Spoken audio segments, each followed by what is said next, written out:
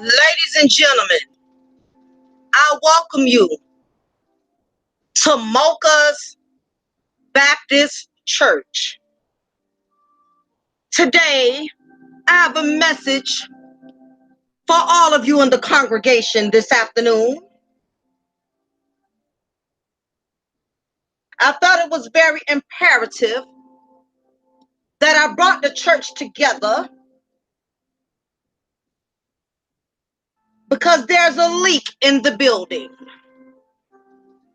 We have a leak in the building, in the congregation, ladies and gentlemen. Good morning to everybody in the chat room. And again, I welcome you to Mocha's congregation, to Mocha's ministry. Today, I have a word for the congregation because we have a parasite situation. We have some panel parasites that are going around infesting other people's channels and other people's platforms. There are parasites that are invading man spaces on the YouTube streets. These panel parasites are females that have nothing better to do with their life than to create drama and strife on other people's platforms. There is this particular panel parasite who shall remain nameless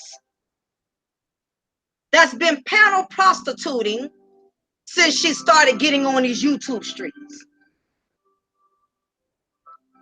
She's been going from every man panel to every male panel, stirring up drama and stirring up confusion. And the reason why I chose to share this testimony with each and every one of you today, because there is too many men in the YouTube streets that are content creators that are lacking discretion with the women they are choosing to bring on their platform. Yes.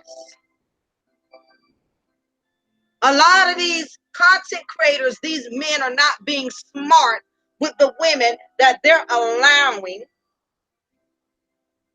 to join on their platform. There's this panel prostitute who intentionally goes from panel to panel to panel, and she's like a bad rash. She will not disappear. She keeps popping up like an STD, like gonorrhea, like syphilis. How many of us out there know a panel parasite? What's up, Reg? What's up, Neon Eyes, Dallas, everybody in the chat room? I welcome you to the congregation. I'm going to be passing around my collection plate momentarily for all of you to donate and pay your tithes to Mocha's ministry. Hallelujah. Amen. To God we give the glory. To abort these panel parasites that are going in man's spaces and they don't belong there. They are trying to dismantle brotherhood. They are trying to dismantle sisterhoods because they are parasites. These viruses are causing and spreading cancer in the YouTube community. Like bad mental illnesses. They're contaminating the YouTube streets by going panel to panel and jumping in men's spaces, being rude, being disrespectful, trying to overly dominate these men panels because they do not know how to stay in a woman's place. Can I get an amen? Glory, hallelujah, for all the panel parasites out there who do not know how to stay in a woman's place. Stop going in these men's spaces trying to earn validation because you don't have a real man of your own. So you got to go in these men's spaces and interrupt and disrupt what these men are doing. Thank you, Reg. I appreciate you, Reg, for filling my collection plate with $2. I appreciate it. Thank you, Jesus. These female panel parasites need to stay in their lane. Stop going in these men's spaces trying to regulate these grown men. These men are not your husbands. They're not your boyfriends. They're not your baby daddies. I'm tired of these female panel parasites that's intentionally creating drama. And I'm more disappointed in you men that are allowing these panel parasites to have a goddamn voice on your platform. Hallelujah. Glory be to God. But Reg, you're all right. You're forgiven. You know, me and you done already talked about it. So I'm not referring this towards you. I'm talking about these other brothers now. Good morning, everybody who's stepping into the Mocha's ministry congregation, sharing the word this morning about these panel prostitutes. You ask me, what is a panel prostitute? I'm going to tell you what a panel prostitute is. Just like a prostitute that's been standing in the same corner soliciting customers for years, when she starts getting played out in that corner and all the customers done got used to her and she done got old, she done played out. Now she has to find a new corner to recruit a new John. And we have these panel prostitutes that are burning bridges on every goddamn platform. These brothers allow them to join. And every time they burn bridges, they have to go somewhere else and stir up new drama on somebody else's goddamn panel. Thank you, Dallas Cowboys, for putting $2 in the collection plate for Mocha's ministry. Thank you very much. Glory, hallelujah. Well, today, I have two wonderful ladies with me that I'm going to be bringing in very soon. I got Sister Classic Ruby and Sister Poetic Kales as part of this congregation. They will be joining me momentarily as we expose this panel parasite in the building. There's a leak in the building. We have a rat in the building, and we have to abolish this rat because she's contaminating too many panels. Thank you, everyone, for viewing and attending Mocha's ministry. I appreciate the collections. Now we will move forward with today's content.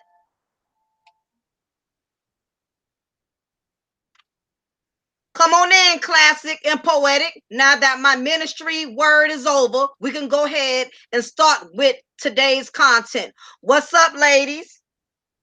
What's up, Mocha? I just want to let you know that I'm not really happy about this situation because they let her be a nuisance to their panel and chat, and I'm sure people know about this chick already, and the fact that they let her come on a panel and be a nuisance, a stray cat in the chat room. I'm not really cool with that, but I'm gonna get to that. Okay, dokie, I appreciate it. Yeah, we're going to go into this. And the reason it's necessary is because it's too many brothers that are letting shock thoughts control their panels. They're letting these parasites, they're letting these viruses infiltrate onto their platforms. Go ahead, Classic. What would you like to add? Well, Ms. Mocha, first of all, thank you for inviting me into this wonderful discussion because boy, do I have a lot to say about this particular parasite of note. Boy, do I got a lot to say. And see, y'all are used to me being real. I'm always wanting to, let's understand people, y'all, and, let's come together and just, let's not put, not today. Y'all ain't going to hear that today. Because for real, the only thing, when you said the shock thought, I'm like, that's perfect. That is a perfect description of this chick. She finds a kernel of truth. So let's say I'm married. That's the kernel of truth, is that you're married. She will take that kernel of truth and turn it into, you are married to a guy who's actually a nighttime tranny who likes to suck dick in his mama's living room for crack. And you're like, wait, what? What are you talking about? And then she'll go, I don't got a problem with you. I don't got a problem with you. I've been very respectful to you. And you're like, what? And the She's thing a is, narcissist.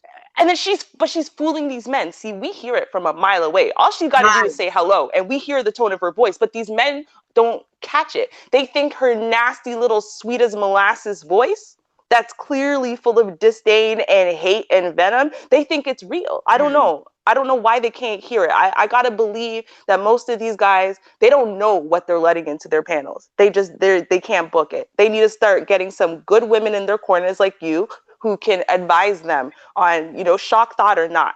And if we don't say not, she can't come. Because the thing about it is, and this is why we're doing this topic, and I'm glad I have y'all here, because the thing is, what men have to realize, y'all are not smart when it comes to women. Y'all are not that bright because y'all lack discretion. And I get it, because it's certain things about a woman that only a woman can tell.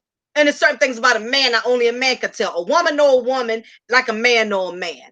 And if you are a man and you're a content creator, you own a YouTube panel, you need to at least get you 2 or 3 solid chicks who got what I call shock thought magnets, meaning we can detect a thought from a mile away.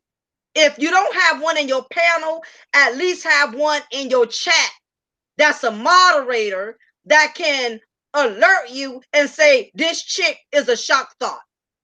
You need to abort her before she brings contamination to your panel. Y'all can go ahead and interject, ladies. The problem is, and this is the thing that drives me crazy.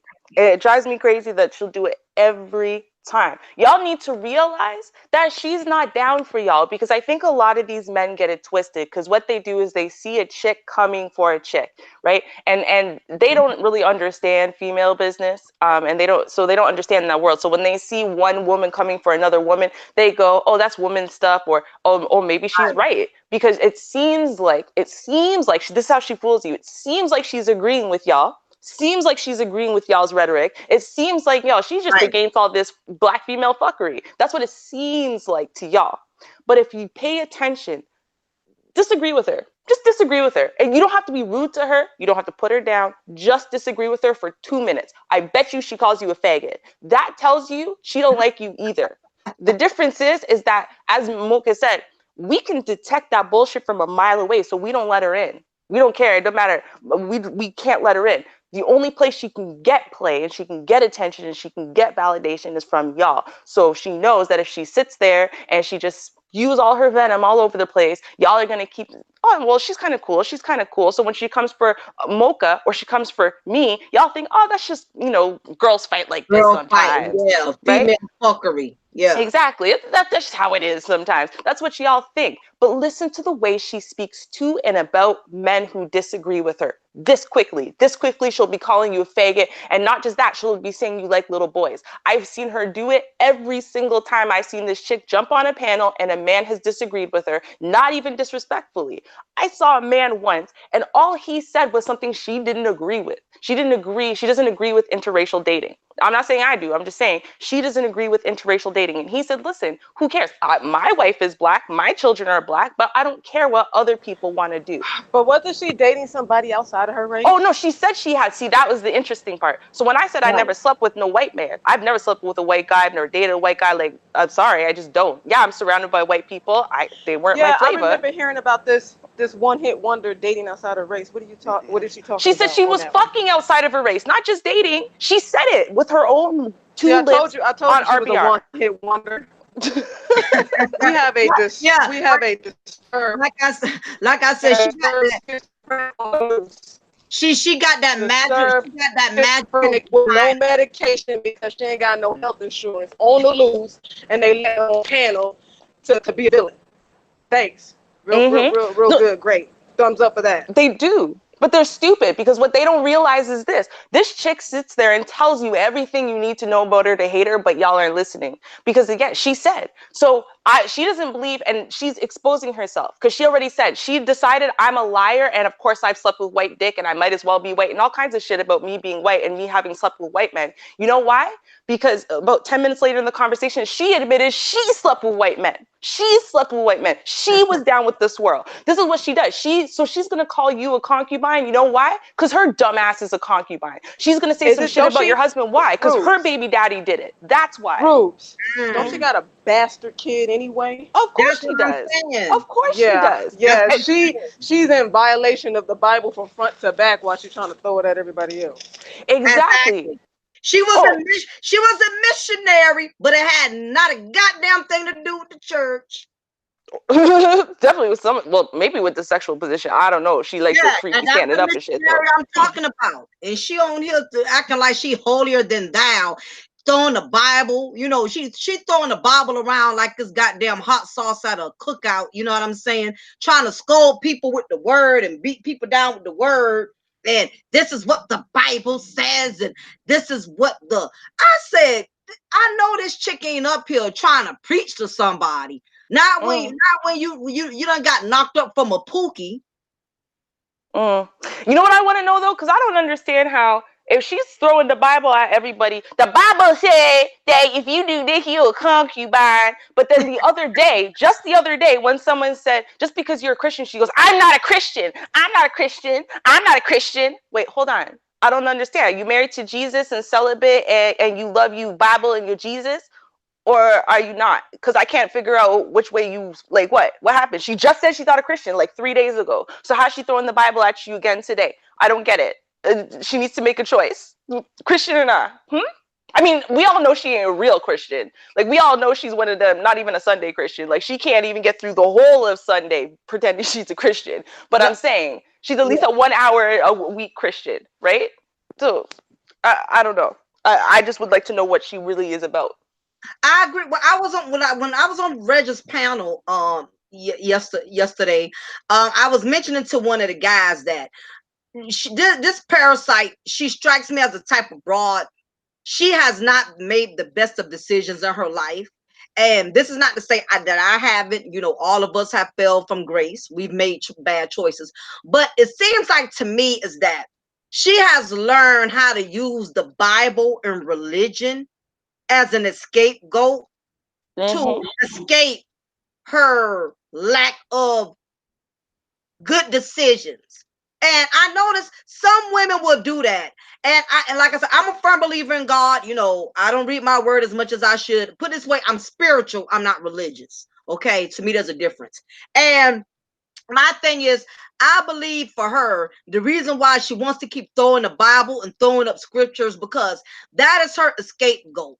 She feels like as long as she can keep ridiculing people with the word and pointing out everybody else's faults through the scriptures, that will make her feel better about herself and her own failures. And I strongly believe, honestly, this happens a lot in the Black community.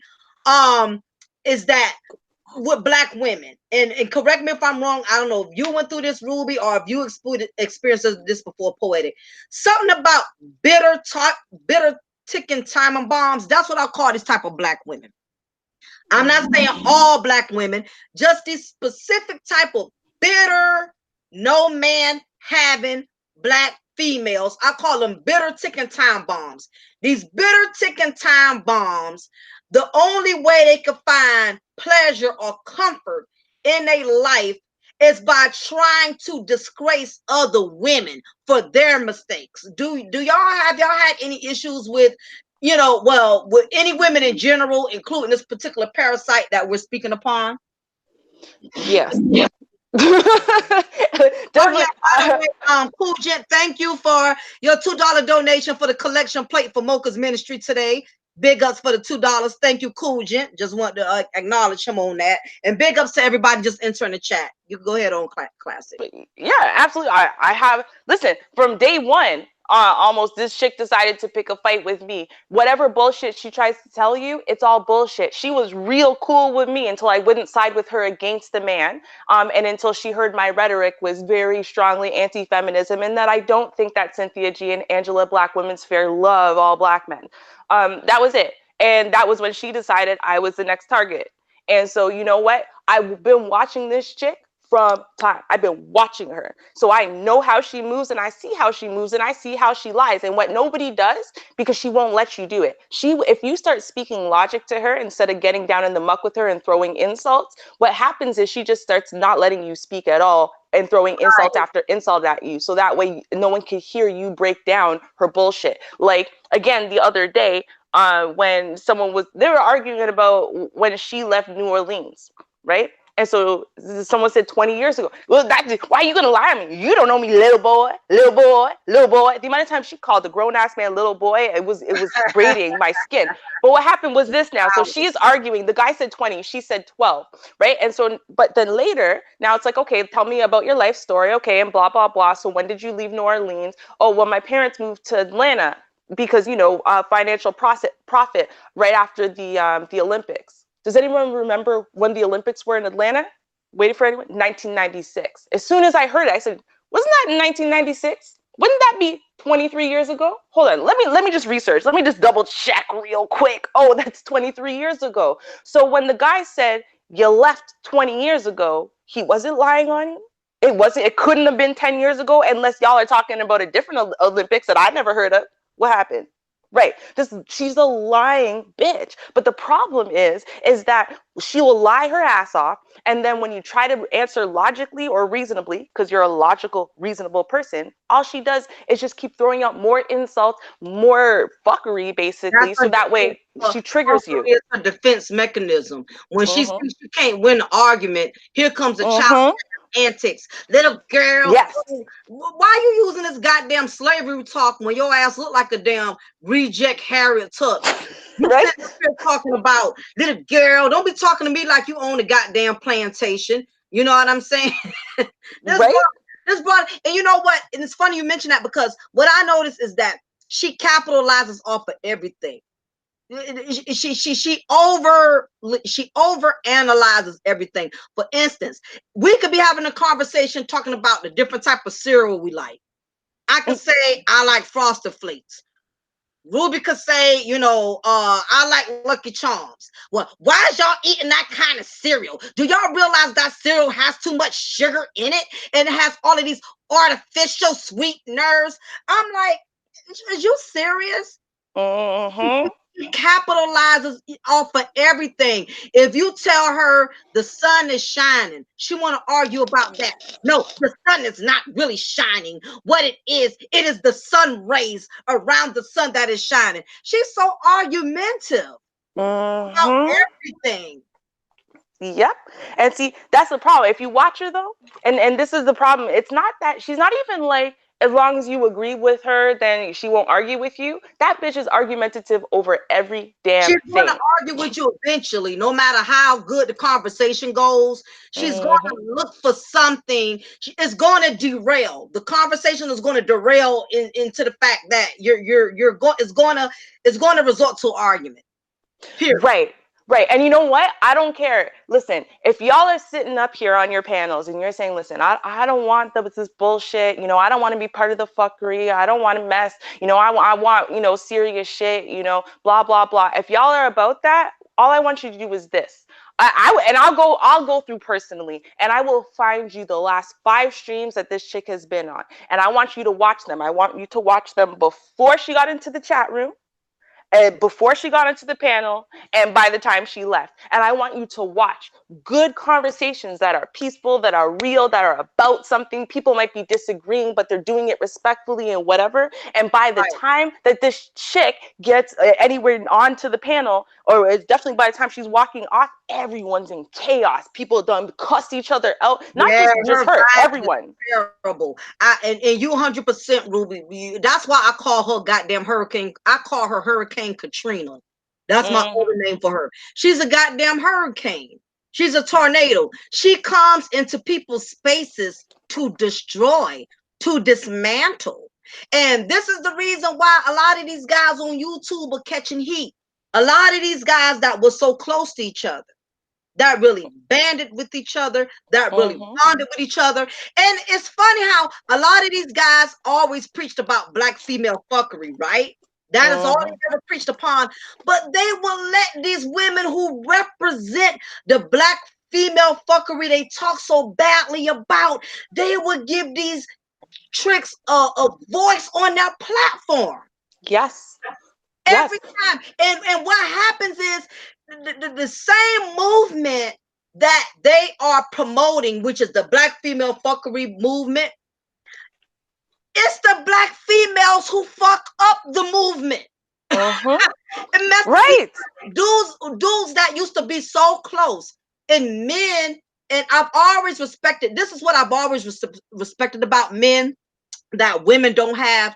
Men have the gift of bonding together.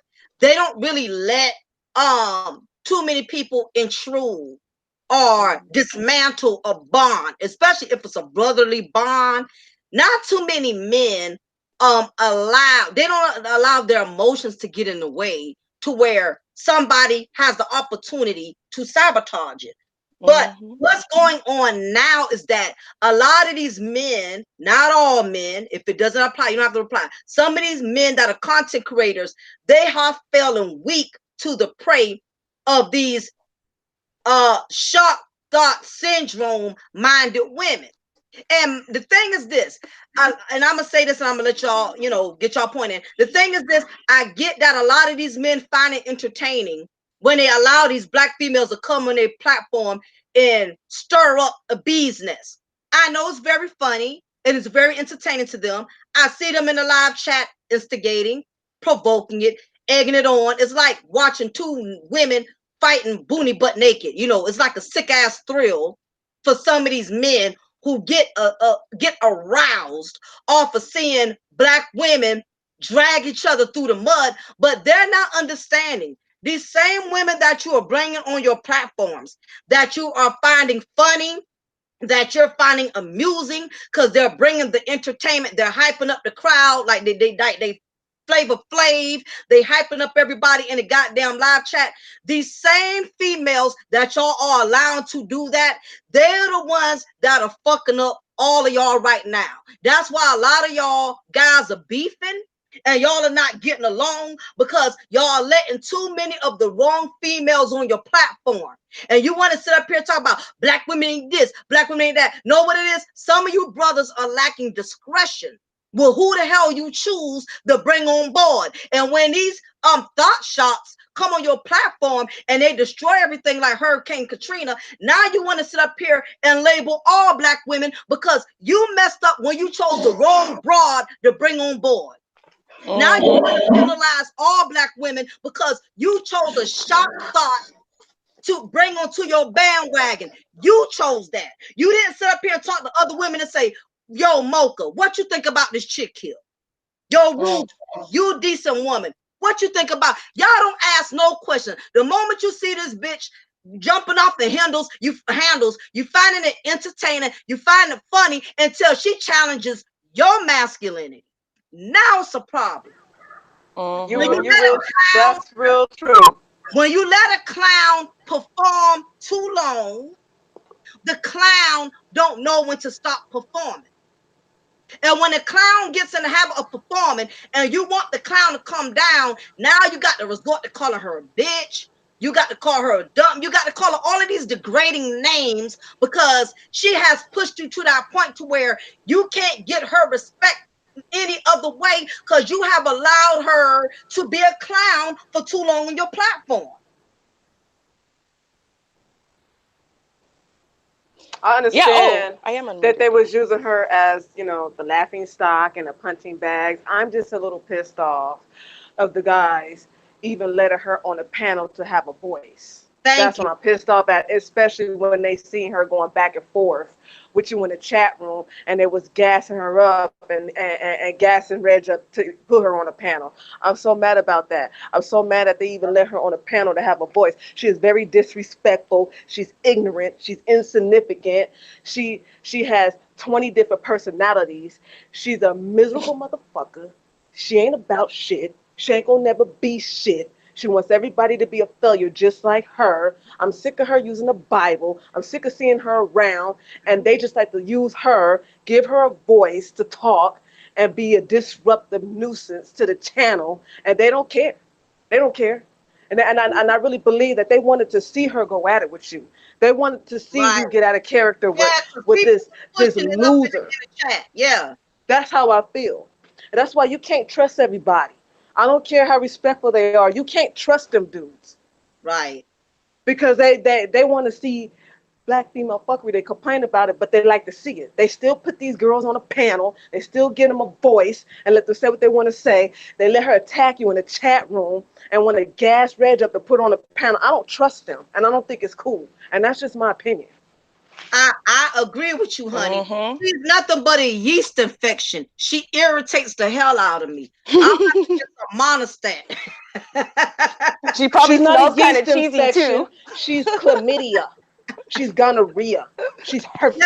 she's an That's what she is. STD. She's an You STD need antibiotics for to get real. rid of her. Not cream. You need antibiotics to get rid of her. She's a No, man. freaking No, no, no, corpse. no. She's She's a dead syphilis. body. No, she's She is syphilis. Hellraiser. Syphilis, because you know why? Because it's syphilis, first of all, it makes your whole body break out in some nasty You ass feel me, looking thing. Ruby? And She is if the you don't get Freddy that treated Krueger of properly, YouTube. or if The you don't get Freddy that treated Krueger of properly, it will YouTube. eat away your brain. That's how you know it's hurt. If you don't treat it right away, you don't catch that with the swiftness, it will start eating away pieces of your brain. That's how you know Yeah, she's you syphilis. so right. She is those creatures from 28 Days Later who needs your brain to eat to live. That's what she is. She's And a she's slowly but surely jumping from chat to chat, trying to eat folks' power brains. prostitute. Yeah. And they letting her do it because they think it's funny. How indecent. Mm-hmm. But You but, know, but see, That shows you they character, Mocha. That and, should and, show and you they character. And see, but guess what? It backfires on them.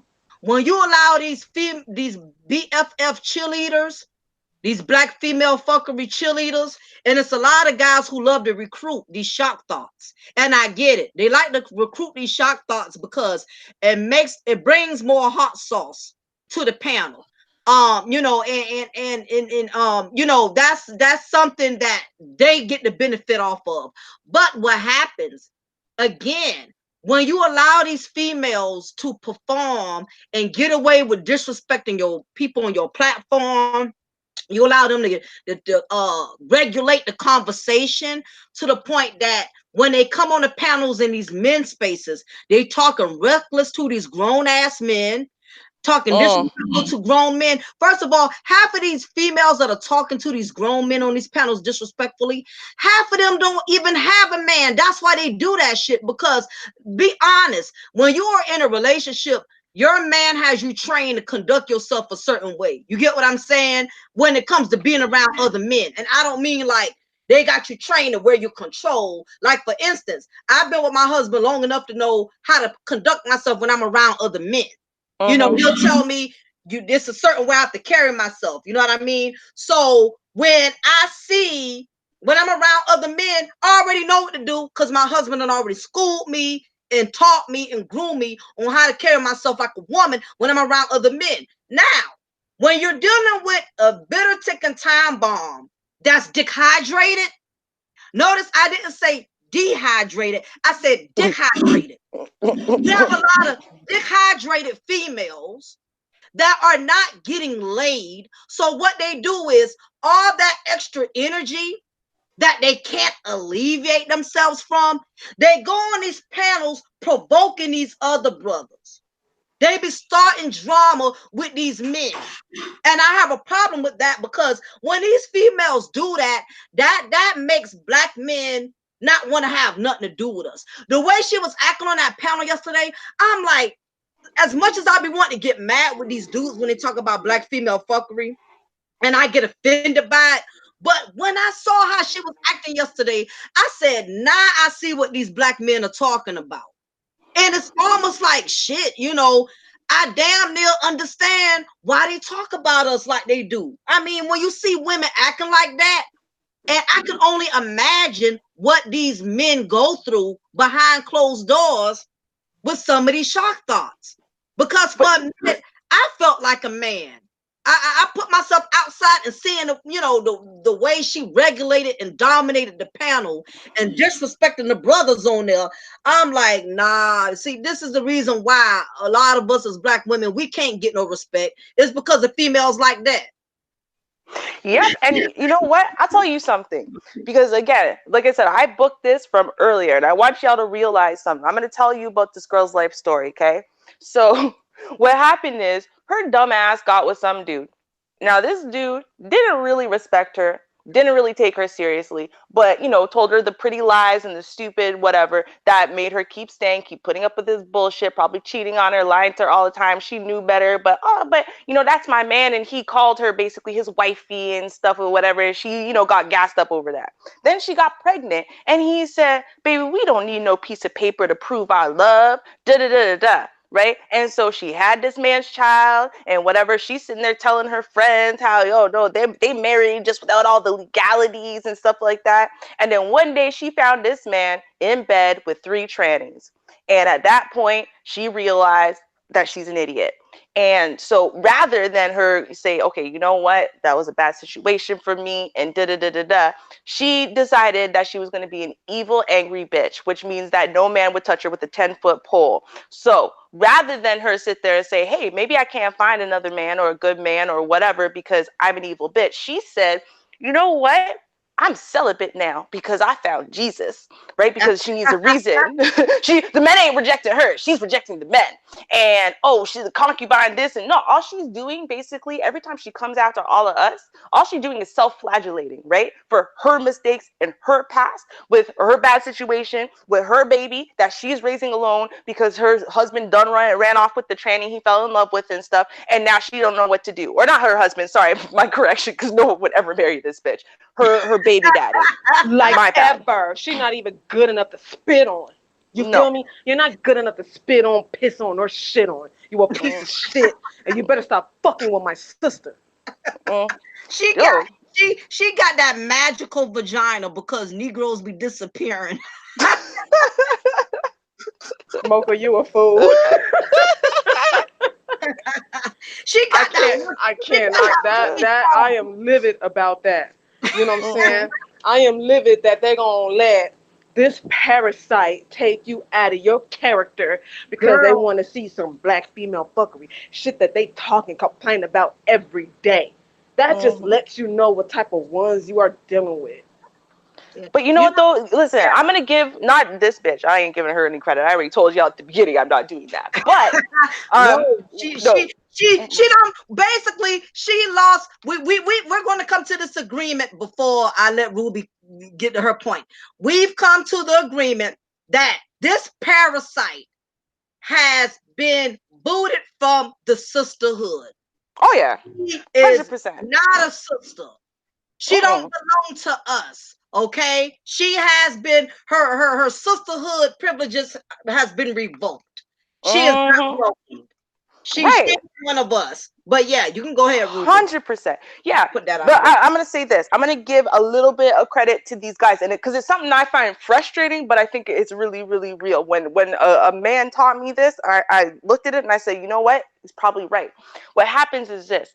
You got a lot of men up here and they're talking on black female fuckery and how it's ruining lives and they're talking on these things and trying to talk about good women and whatever, but their whole experience in life is black female fuckery. So what makes them feel comforted? Well, if their mom's on some black female fuckery bullshit and their sister's on some black female fuckery bullshit and their auntie and the grandma are all on some black female fuckery bullshit, that's what makes them feel comfortable and at home. So it's what's familiar to them and it's what they recognize. And so they just think that, you know, all women are basically like this. They don't understand that some of the stuff that you see at the beginning is part of black female fuckery. They really don't. And they're comforted by it. When they find a good woman or a real woman, one that's not on this stupid shit, they don't recognize it. It feels unfamiliar. Exactly. It's right? like foreign for real. Exactly. So what happens Right. is it's not that they're not trying to co-sign this dumb parasitic bullshit. You know, they're not trying to sit there and say that they think that the shock thought is about something. It's just because it feels familiar, like their sister or whatever. So at first they don't see all the signs, and that's how they keep getting caught up in the fuck shit, right? Because they don't see all the signs until it's biting them in the ass. It's happening to them in real life too.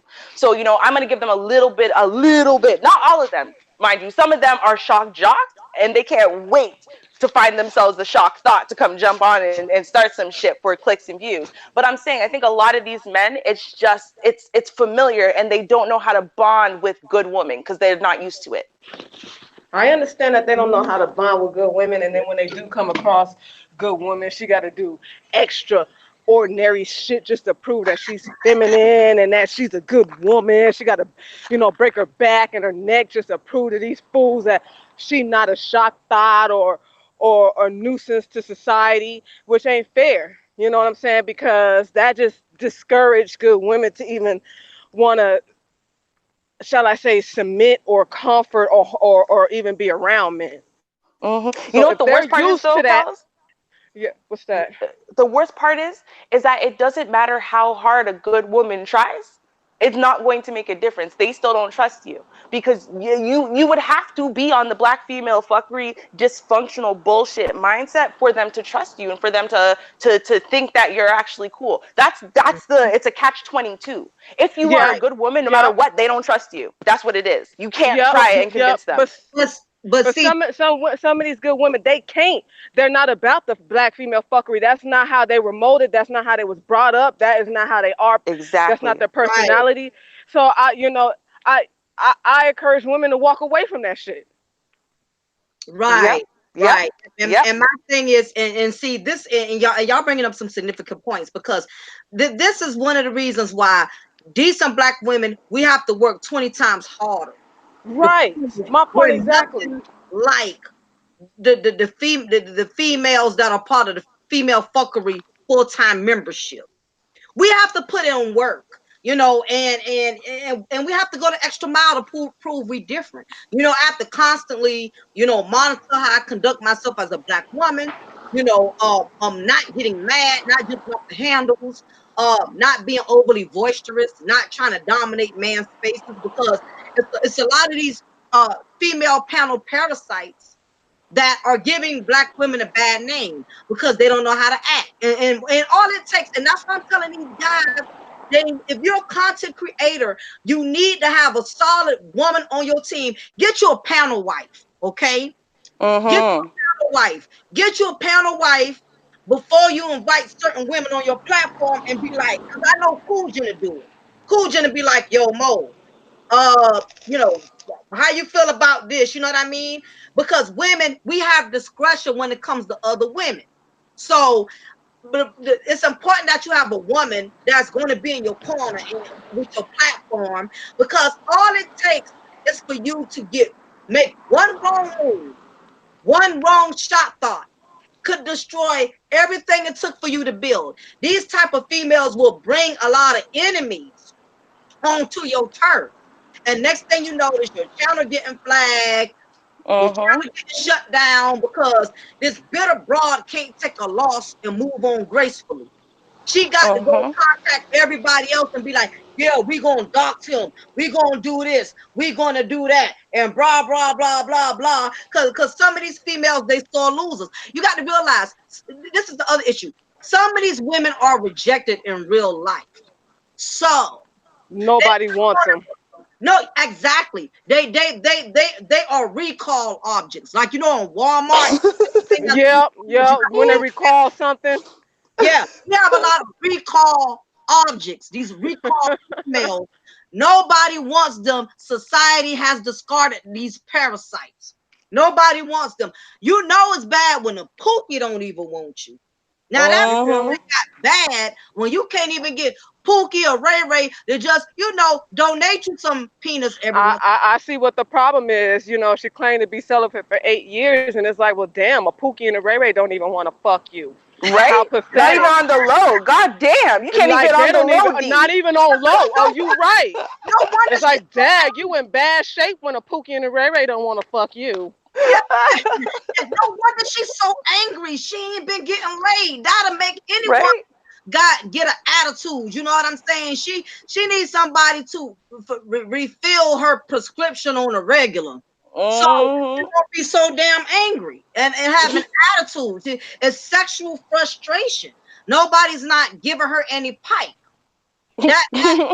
That's why she going. That's why she goes. Because she's a curse. Yes. That's why she is a curse. Yep. Any Yes. man that give her the pipe might not be able to produce kids ever again. She's a curse. Mm-hmm. That's the kind of chick you don't want to build a soul tie with. No, you don't. She probably one of them females. If you do give a pipe, just seeing the way she act, she strikes me as one of those type of dudes that if a dude was to bang her, she'd probably call him every goddamn day. She'll harass him, stalk him. I think She'll she's be peeping in his window while she calling him. yeah. Mm, That's why that mm. baby daddy ran. So something wrong with her. I And would you know love what? her baby daddy. I wish I knew who the hell he was because I got some questions for him. Shit, he That probably in poor a whole thing. nother state. Mm-hmm. Change names and everything. You I heard would. me? Mm. But you know what? And I want to point out something because here's the thing. This is something that men. This is serious. Like this is like I'm gonna drop y'all, tell y'all some black female fuckery game for you to be able to tell the difference between a good woman and the dysfunctional woman and how their minds work. So Right. let's say let's talk about y'all losing channels and panels and this and that and whatever, right? Here's what's gonna happen, and this is how y'all get caught up and you keep on the parasite who's fucking your shit up rather than getting rid of her because you get rid of the wrong ones. I'll explain to you how this happens because the woman who is a good woman, she's just gonna say it's not me. Of course it wasn't me, and she's gonna show you here's all the ways that it wasn't me. Here's all the things that are, good about me and leave it at that. Okay? What Right. the woman who's dysfunctional is going to do, she's going to sit there and she's going to deflect. So even if it was her, she's going to make sure that she gives you another suspect, right? Because she didn't give a Mm-hmm. shit. She didn't want this bitch here anyway. So she's going to make sure she sets that chick up to take the fall. She's going to find every little way she can twist the truth against Right. this one and this and that. Because that's what she does. She takes a kernel of truth and twists it to suit her needs. That's what the dysfunctional female mind can do. So the chick who opens her mouth and gives you another suspect, that's probably the bitch who's destroying your Yeah. shit. So That think about the first person who did that, and that's the one you need to throw away. Go throw that one in the garbage because that's the one who did it. But see, y'all think to yourselves, oh, well, because they took all my anger that was directed at them and they put it onto someone else. Well, oh, they're being helpful. They're not being helpful, honey. They're deflecting. So that way the eyes are off of them and all the focus is on someone else and all the bullshit lies they've told. And remember, they already know this is why gossip works. And that's why gossip has been the weapon of women since forever. Yep. Because all you got to do is speak a lie into existence. It's very hard to prove a negative. They know that. You can't prove a negative. So all I got to do is say some stupid bullshit that ain't true, that has a kernel of truth in it. And there's no way that this poor bitch over here who's innocent and didn't do nothing can prove you wrong. So then what? Now you think that you got rid of your problem, and this one's sitting there cackling in the background because she got you and she knew how to play you right into the corner she did, so that way she can sit there and keep destroying your shit because all she wants to do is see you fail and know it's her fault. That's it. Yeah, and you know what you said, you definitely said a mouthful, because what a lot of these guys, the biggest problem with a lot of these guys, they too smart for their own good. They underestimate these females and figure, because I'm a man, I'm smart, ain't no female gonna get over on me and blah blah blah and this and that and the third or whatever. And what it is, these shock thoughts, these parasites, they are very strategic. Their job is to make it look like they are for you, they are for your panel, and they are for your channel. And how a lot of these content creator dudes get manipulated is because these shock thoughts, these parasites know how to stroke their egos. They know how to stroke these guys' egos and make it seem like they all about them, and they come on the panel, they being cheerleaders, they being female rock rollers, they cussing out other females that are coming into their live, disrespecting them, or they booting out other females that are coming in the chat, saying stuff reckless. So of course the man, he's gonna think he has a legitimate woman on his team. And the YouTube, he's gonna feel like she's a down chick. She's down for a brother. She wants to see a brother win. And it has nothing to do with that. What it is, she has to earn brownie points. She got to score brownie points to Yep. get in good with you.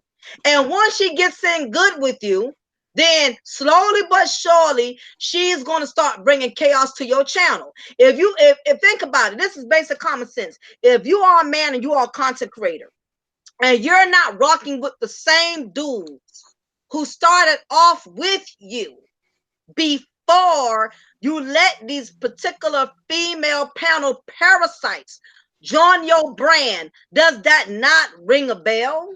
To how is it y'all been cool all this time? And you know what else? These female panel parasites, they will recruit other parasites. They'll bring other women in on the panels too. So these guys who got these panels, they thinking they're getting all of this validation from these parasites, when really these parasites, they're building up in numbers, because once she gets enough of parasites on her team, they're all going to take him down. Yep. Sooner than later.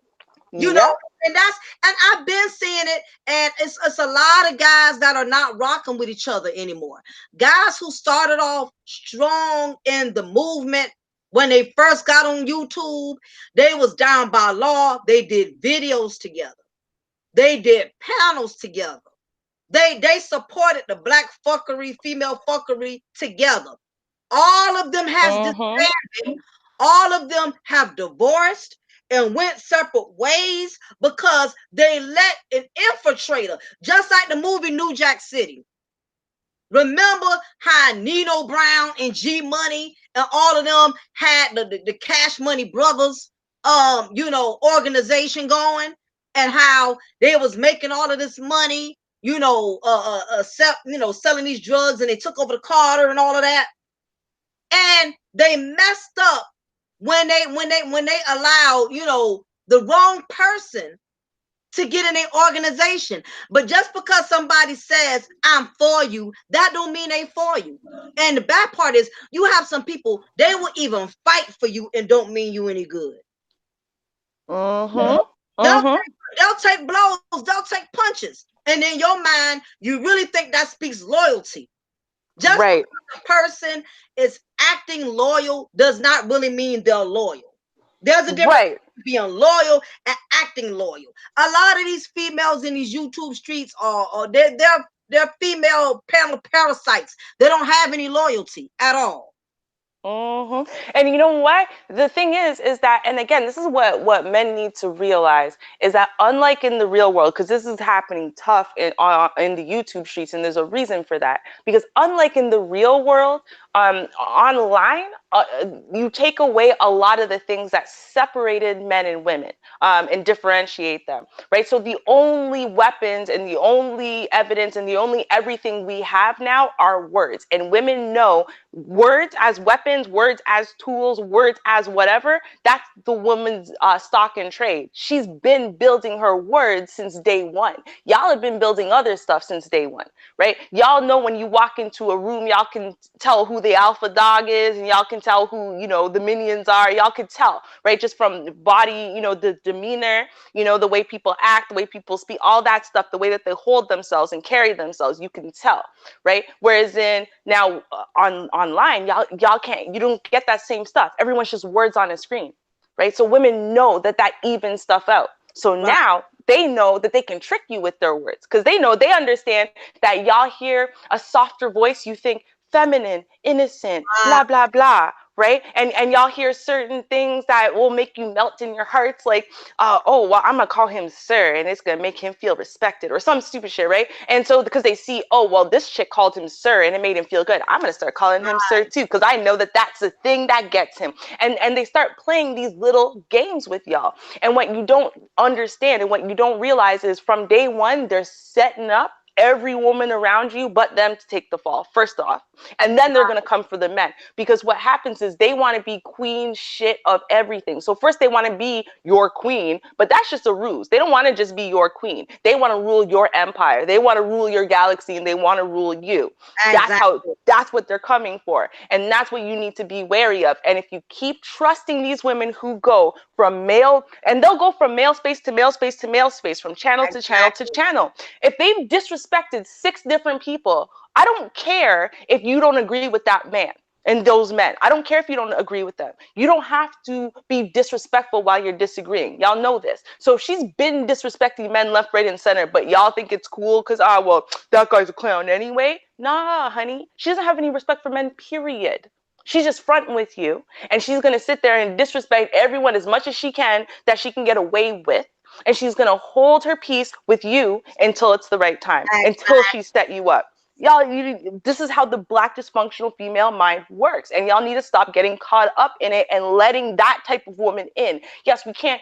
I don't think I don't think that what the answer is to say, okay, well, fine, women all in this corner, men all in this corner, and that's it. But no, recognize what's really happening. When you get these parasitic shock thoughts coming up inside of your chat rooms and up on your panels, y'all need to recognize it for what it is. And if you don't, like Mocha said earlier, there's at least one woman you actually trust that has shown you that overall she's a respectful woman. She loves her community, she loves her men, she loves her women, but you know what I mean? She's not on that fuckery. At least one. Ask her what she thinks, because whatever she thinks is probably right.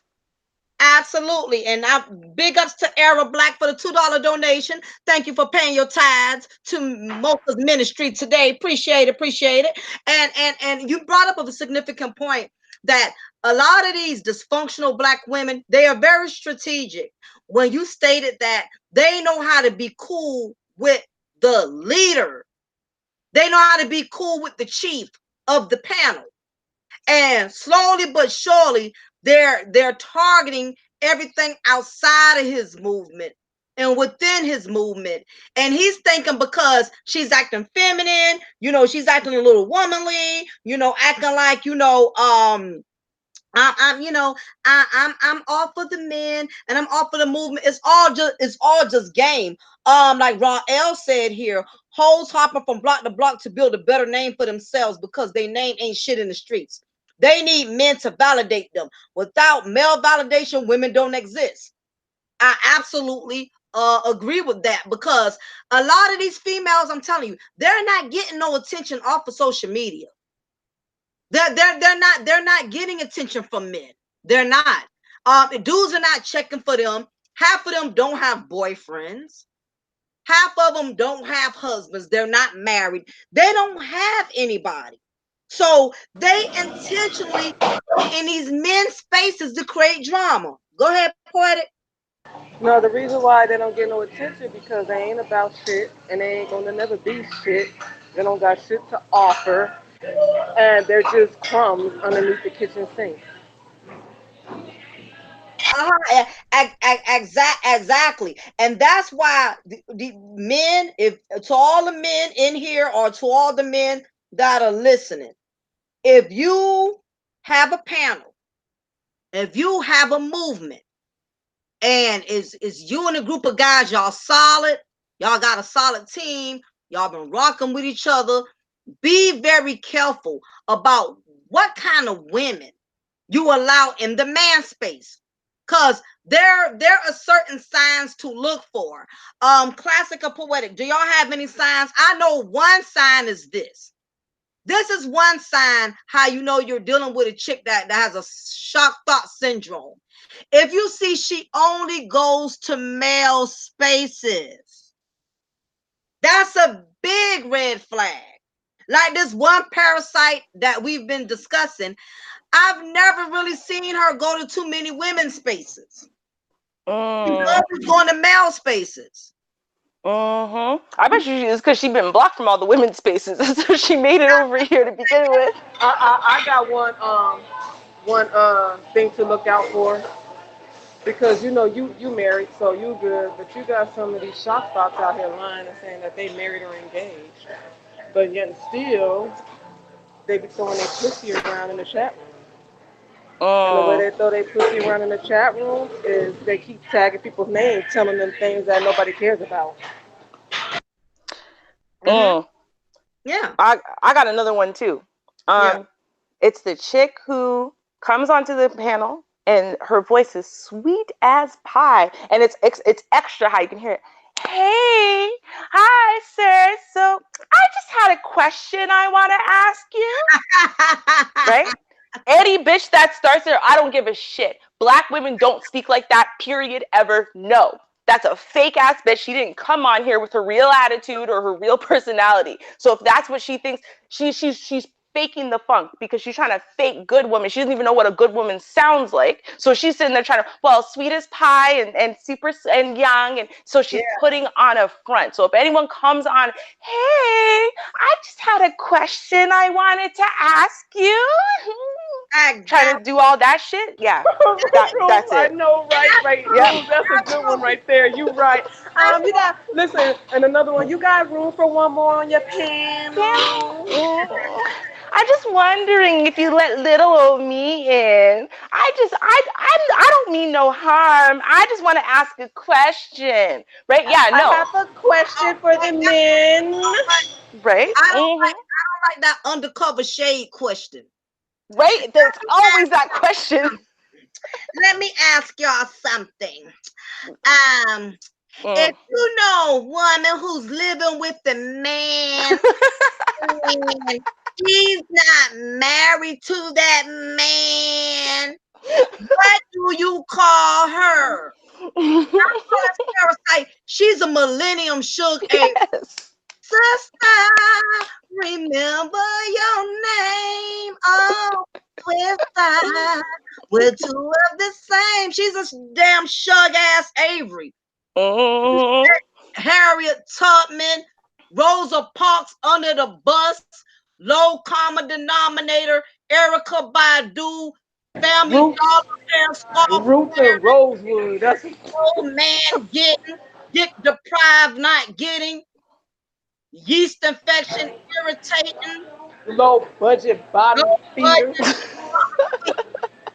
butt crumb, ground zero, scum of the earth, mildew underneath the kitchen sink, mold behind the wall, crud behind the ears. It's true. It's true. And any woman, I don't give a shit. I'm sorry. Any woman that just sits there inside of your panel or inside of your chat room and she's got nothing to add to the conversation, nothing at all. She either sits there and goes, oh, facts, facts, facts every single time because she doesn't have anything to say or add or contribute. And then if she does say something, she just says something to attack other people inside of your chat room. She's not about shit at all. She's there to cause drama. Because if she wasn't, then she'd be listening to what the hell you're saying and she'd be adding her 2 cents. But she doesn't have 2 cents. She doesn't even have half of a cent. So therefore, she can't do it because she's just there to start some shit, cause some drama, get some attention, and whatever. That's it.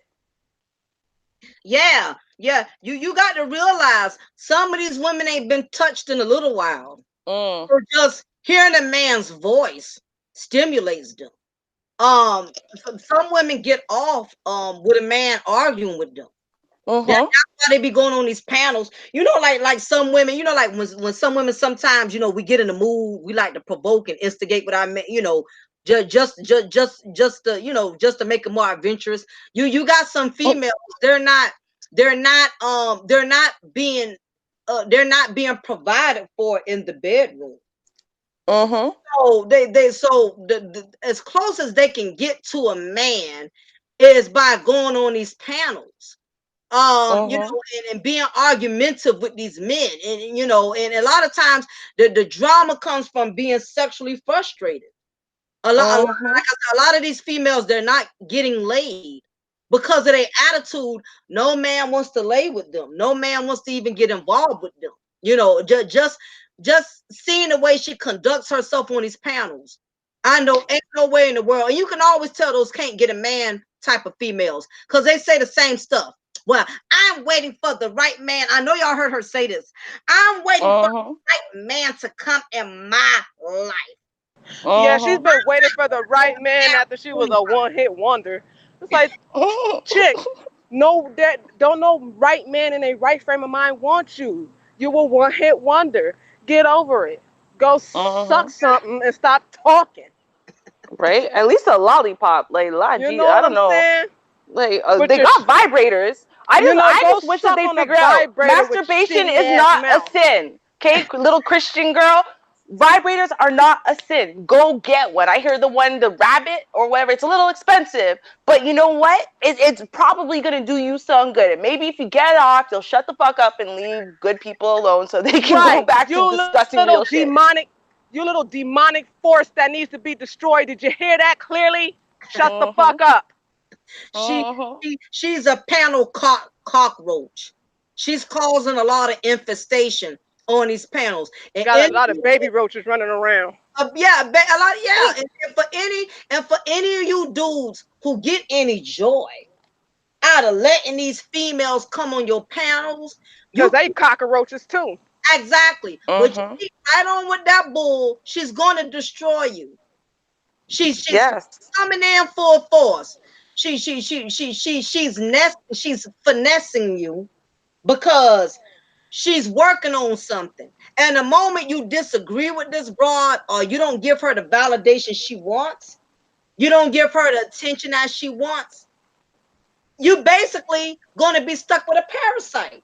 Yep. And you know what? And I want to say something here because what I hear Mm-hmm. a lot of men do is they do this. They go, yeah, but you know, that's just women. You got to expect certain things from women. No, No, no, it's no. not. We need to stop. I'm sorry. I know I'm going to sound like RBR now, but we need to stop supporting that lie. Okay. But every time Okay. you sit there and let this bitch get up on your panel and girls like her because they want to sit there and, oh, but women are just like that. No, women are Yeah. not all women are messy, dysfunctional See, disasters. Okay, that's not right, all women Ruby. are parasitic, toxic, venomous bitches. Not We're all not. women are like that. We're not Mm-mm. parasitic. We never Right. had any problems with. We're not. Get out of here. Any man who says that shit is crumbs too. You need to start realizing, recognizing that the more you perpetuate that lie and sit there and let these little parasitic trash buckets onto your panels Viruses. because all women are like that, or well, you got to expect some of this from women. No, you don't. No, boot that one off, and guess what's gonna happen? Good women who are sitting there lurking in your chat because they're like, I don't want to be about this messy I be bullshit. They doing might that. start coming out. I be doing that. I be looking and seeing who's in folks' chat. And be like, I'm cool. Yep. Don't even want to jump in and say hi. I'm cool. You got nothing but garbage and shit and dick stains all up in your chat room. I'm cool. I'll Yep. pass. I'll straight say it. Panels that I go on, I did it with RBR's panel more than once, where people are like, "Oh, Ruby, get on the panel, get on the panel." I'm like, "I'm not getting on the panel while that bitch is up there. You must be Okay. mad. I don't have time for that mess." Like, People really okay. want to see. That's the thing. People, especially ratchet people, really want classy people to get out of character. I just Bro, don't that get why. burns me. Mhm. That burns me. That's what I'm saying. If you're going to run a panel, you have to be wise with who you put together. Certain personalities don't mix with certain personalities. It just don't. Right. Why would you put a cool, calm, collective female with a thought shot who's loud, rude, obnoxious, don't care what she says? Why would you? It's kind of like you putting somebody in a position to get bullied. And I Mhm. don't have respect for people who do that. When I start my panels, and I know I'm going to bring somebody different on, I always check with my regular folks. Yep. Check with my regular people. I say, look, I'm going to bring this person on. Do you get along with this person? Do you Mhm. no, I don't have any problems. Okay, cool. My thing is, as a content creator, y'all should be looking out for y'all main people. Look out for Yep. people who stood with you from day one. How you let some temporary overnight a person who wasn't even rocking with you like that from day one. How do you give them the privilege to come on your platform? You and your crew, y'all up there talking, y'all having good conversation. Listen, just because a subscriber is in your chat asking, send me the link, send me the link, that don't mean you have to invite everybody who wants a link, because Nope. everybody ain't coming on your panel for the right reasons. Yeah, and when you said that on Cool Gent's panel, when it was you and Kels and Cool Gent, and you said that, I said, yo, I can 100% testify to that, because I remember the first time, and you're like, hey, so I got my girl Kels and whatever. Do you have a problem with her? Have you ever met her before? Are y'all cool? Like, I don't want there to be an issue. I can tell you anytime from the very first time Mocha was like, invited me to a panel, she said, listen, I'm going to have this person, this person. Are you cool with them? Are you good with them? Are you going to be like, she didn't want any kind of drama, any kind of misunderstandings, whatever. She has mad respect. And that's what I love about her too, is she won't just invite, even if I tell her behind the scenes, yo, I kind of wouldn't mind if you invite so-and-so onto the panel, whatever. She'll be like, all right, cool, cool, cool. But then she's going to look into it. Listen, Mocha is very careful with who she allows, whose energy she allows on her panel. And there's nothing wrong with that. And more people need to be a little bit more selective. You really do. You need to be a little bit more discerning what you're really letting onto your panel and what energy that's really putting out there, what message it's really sending. We need to start thinking about that. You're a content creator. You have a responsibility now. Okay, this is not just about you getting clicks and views and whatever. You have a responsibility. You might have hundreds or thousands of people who are literally, you're responsible for them now. So you're responsible for the energy you're sending and the messages that you're sending to some of the young impressionable minds who are subscribed, but you'll never hear their voices, but they're there. They're little 14, 15, 16-year-old people up on there saying, oh, well, he says that he doesn't like XYZ type of woman, but the only women I see him laughing with and being nice to are these women who are dysfunctional as shit. So maybe I should follow my auntie into that. Yep. And you know what? You made a point there. I notice a lot of the guys in the YouTube, they're gravitating towards the shock thoughts. I can't even begin to tell you how many times I did a little drive by and went and peeped on certain channels. And once I see certain individuals on somebody's panel, I get turned off instantly. I don't even want to hang out in a chat room. Yes. That lets you know that lets you know their character right there. You claim you don't like shock thoughts, but yet and still you cater to them. You let them on the panel, you give them a voice. That just lets you know what type of one they are. That lets you know that they ain't nothing but a dirty dish rag, just like the shock thought. Point blank period. You are what you attract. If you're garbage, you attract garbage. Point blank period. Exactly. And see, another thing too, it's never good. I understand. Like I said, I knew the reason for why people was egging, you know, Reg on to bring this broad on here.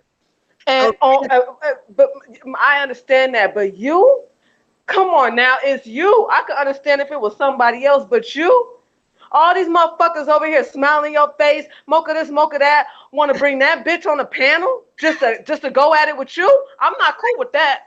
I ain't cool with Oh, that. and believe me, I saw who it was, but the way I look, this is how I look at subscribers. I look at subscribers, and not all, for the most part, most of my subscribers are cool. I got a lot of love for them. They got love for me. But I know some of these subscribers, they're nothing but undercover instigators. You know what I mean? And I get it, because what it is, people are not used to seeing a black woman of my status conduct herself so well. And that's the harsh part about being a black woman that carries yourself with class and grace. People don't really believe that because they don't see it that often. So what tends to happen is they want to put you in a situation to see how you deal with confrontation. What's up, Tyrone?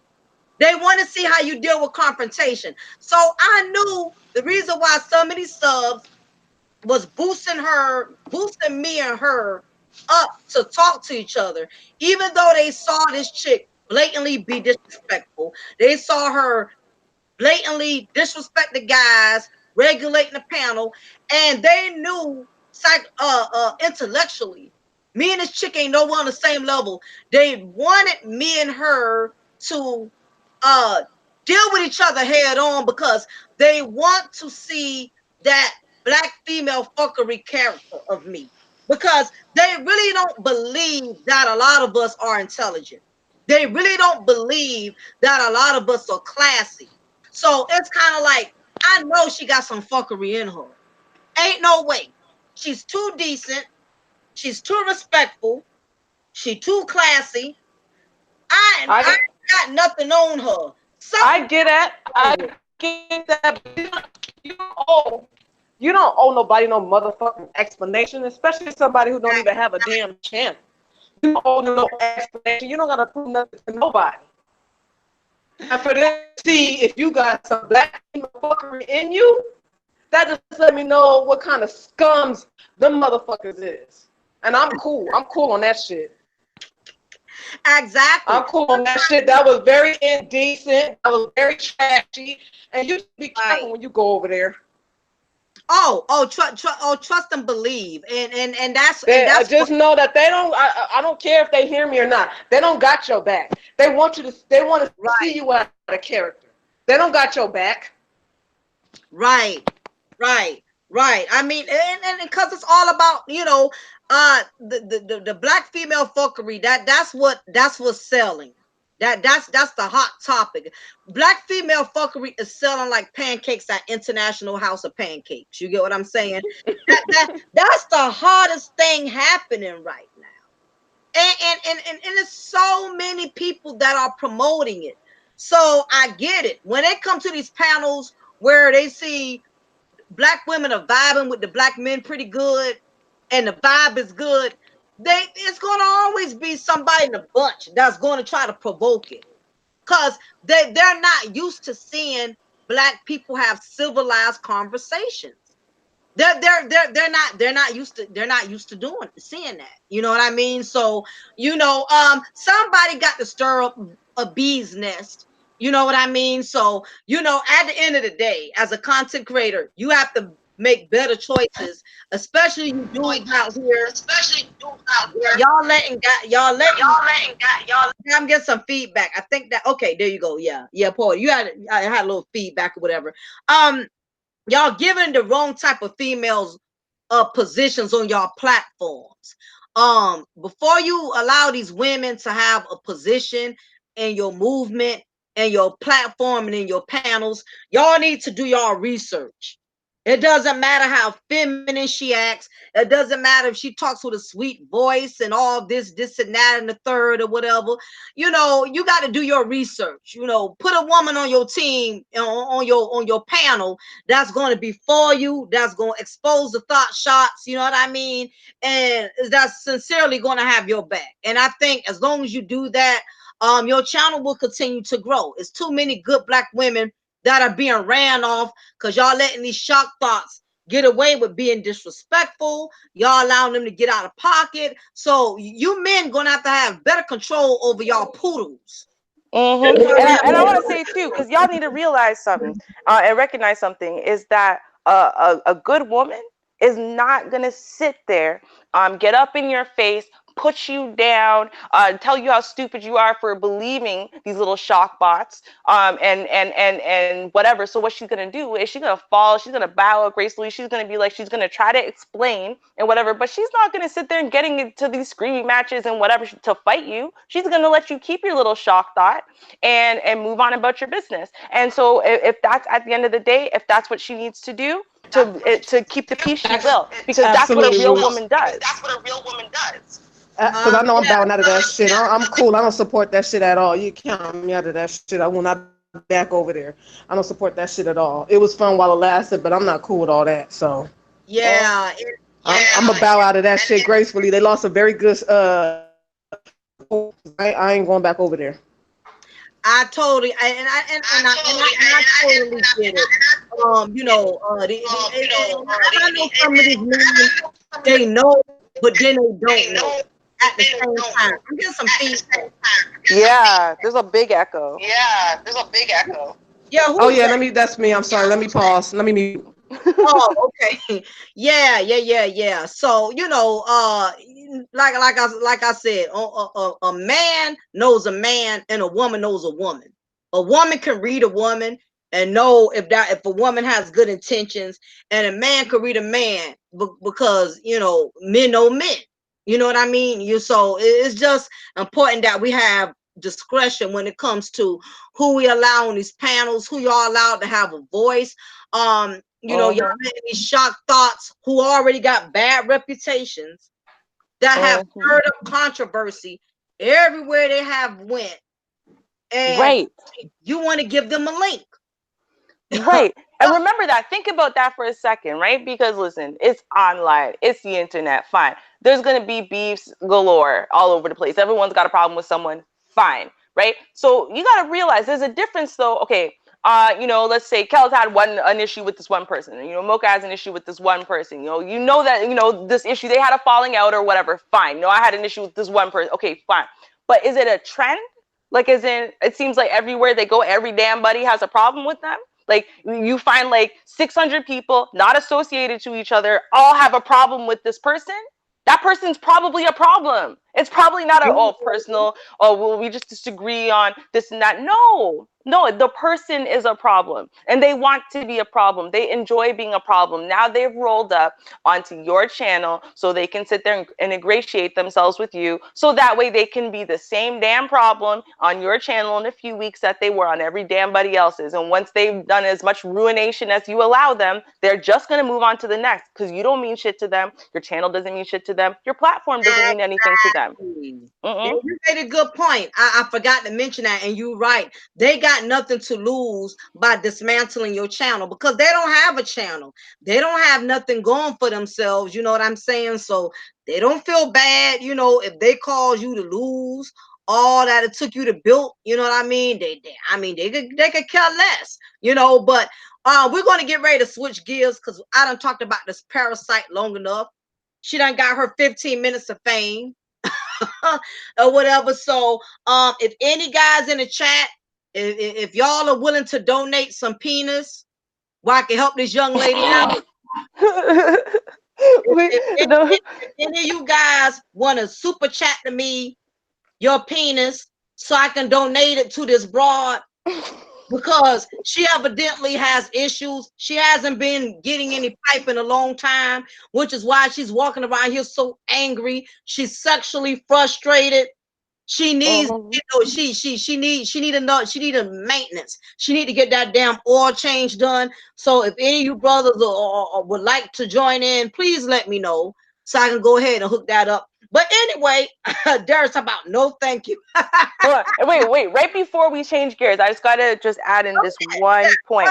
Yeah, did y'all want to add anything else? That what I should have asked. Do y'all want to add anything else to this Parasite before we switch gears? No, I'm done with that dumpster juice. I'm done with that dumpster juice. She could crawl back in her hole where she came from. All right. Well, here, I'm going to say this, and I said it a little bit at the very beginning, but I want to reiterate for people who missed it and are not going to hear it till they catch the playback. Now, here's the thing. We're going to point out a couple things about this chick, okay? Because a lot of y'all get fooled because you think she is supporting your rhetoric. So you think that she believes what you believe, and that she actually gives a shit about the Black community, and she gives a shit about Black men, and she's anti-Black female fuckery and all that. This is why you keep getting fooled by this dumb bitch, because it seems that way. I get it seems that way, but I want y'all to keep two things in mind. Number one, okay? She thinks all Black women want to be down with the swirl and love and love white dick and everything because she loves white dick, because she's been on white dick. She's admitted this. This is not something I'm making up, y'all. I tell you, I can't remember if it was 2 weeks ago, 3 weeks ago. Around then, though, this chick was heavy on RBR's panel, and one of those days she said it out loud. Okay, so this chick loves white dick. I guarantee you, if one of those white men walked by and was willing to throw her some, she would scoop it right up, because she's not about Black men at all. She's on Black female fuckery. So she doesn't have an issue with Black women swirling. She just has an issue when you say you might want to date a woman who's not Black, because it just makes her feel even more inferior than she already is. A. B, at the end of the day, and you can catch her doing this, Watch every panel she's ever gone on where she disagrees with men. The automatic thing she's going to do is try to emasculate you. She's not arguing the point. She's going to call you a faggot. She's going to call you some type of pedophile, that you like little boys, not even men, little boys. That's what she does. And she's going to sit there and lie on anybody that she disagrees with. So whether she's talking about women or she's talking about men, that's what she does. She has no love for black men. She has no love for the black community. She has no love for any damn buddy. She doesn't even have love for her damn self. Okay, so Right. next time you get confused for 2 seconds, she opens her mouth and it sounds for a second like maybe y'all have something in common or y'all agree on something. Remember that that is a load of shit. She doesn't agree with you about anything. Yep. She is a black feminist, okay? One of Mhm. those dumb ass black feminists who really does believe that white feminism is for her, because no matter how much she says that she doesn't think so, all of her ideals line up with feminism. And that's how me and her fell out to begin with, is because I'm anti-feminism, especially for black people. And that's what her issue is. Okay, that's who she really is. Stop getting fooled by this dumb bitch. When you see her roll into your chat room, block her. When she asks for a link to your panel, say hell no. Laugh at this bitch. Leave her alone. Let her be excommunicated, not just from the sisterhood, but from the community, and especially from black male spaces, the way she should be. Okay, I'm done. Yeah, you definitely, you definitely, y'all both hit everything on the nail. Because this is becoming an ongoing problem, not just with this parasite. We have a parasite population on the streets. You even have some male parasites that are also going from panel to panel, causing dismantling in the brotherhood. Because you have some dudes with some feminine emotional characteristics can't handle not being accepted or approved of. So they go around stirring up conflict and drama. So it's a lot of parasites out here. And if you have a channel, it's up to you to protect your brand, protect your platform, protect your people who's been rocking with you from day one. You have a sister that's genuine, and that's been rocking with you. You don't let some parasite come on your platform and insult her or get away with doing what she wants to do or whatever. So, it's important that we protect our brands, because it's easy to get caught up into the mess. It's easy to fall in the entrapment of drama. But this is another issue I'm gonna say with this parasite. I'm tired of people saying she's pro woman and she's pro black. Now, I have heard many people say that she's pro woman. She's pro black. Now I'm gonna tell you what she is. She's pro drama. She's for drama. She's not for black people, because she causes chaos on every black panel she's ever gone to. And she's not for black women, because she insults and criticizes all black women, especially those who are in a different position. Because you're not married, how dare you insult married women? Any woman who's married knows, or a woman who's been in a relationship, first of all, they know, they respect the sacredness of marriage. No married woman is going to call out another married woman's husband, because she respects that there's certain levels you don't cross. And any woman who's been married knows, I don't care how much you beefing with another woman, you never ever bring up that woman's husband. You got an issue with me, you take it with me. I got an issue with you, I'm taking it with you. I'm not throwing in your husband, making up stuff about your husband. That's how you know this chick has never been married, never had a man, never had a relationship, because she doesn't respect any boundaries. You know, exactly, Frank Rivers. I agree with that. So yeah, so this issue had to be addressed. I usually don't bring up people on my panel. Usually I try to stray away from that. I'm not on that level of giving people clout. Yes, I have blocked her. I blocked her. I could have intentionally not blocked her, so she could have came on here and listened to what we felt and what we had to say. I could have left it open for her, but my thing is, I've gotten to a point to where she's just that irrelevant. I'm not trying to get her attention. So if she finds out about this link or whatever, it don't matter to me, due to the fact that I'm not trying to get her attention. So I know she's very nosy and she's very bitter. So I'm sure she's probably going to troll. I'm sure somebody's probably going to go back and cape for this parasite and say, yeah, Mocha and Classic and Poetic been going in on you. What you gonna do about that? What you got to say about that? So, I mean, it's cool. You know what I mean? If that's the kind of level you on, you want to go back and stir up a bee's nest, it is what it is. I signed up to be in the YouTube game. So I understand that comes with the territory. So it's all good for me. But I will let everybody know, please don't listen to anything this parasite says. She's proven she's an habitual liar. She has no credibility with her words. She does not have any information about me because nobody on YouTube knows me like that. I have not disclosed any of my personal business or issues with anybody on YouTube. Nobody knows about me. Nobody knows about my husband. Nobody knows anything personally when it comes to me because I'm not that open. I don't go around telling people everything that goes on in my house within the YouTube streets.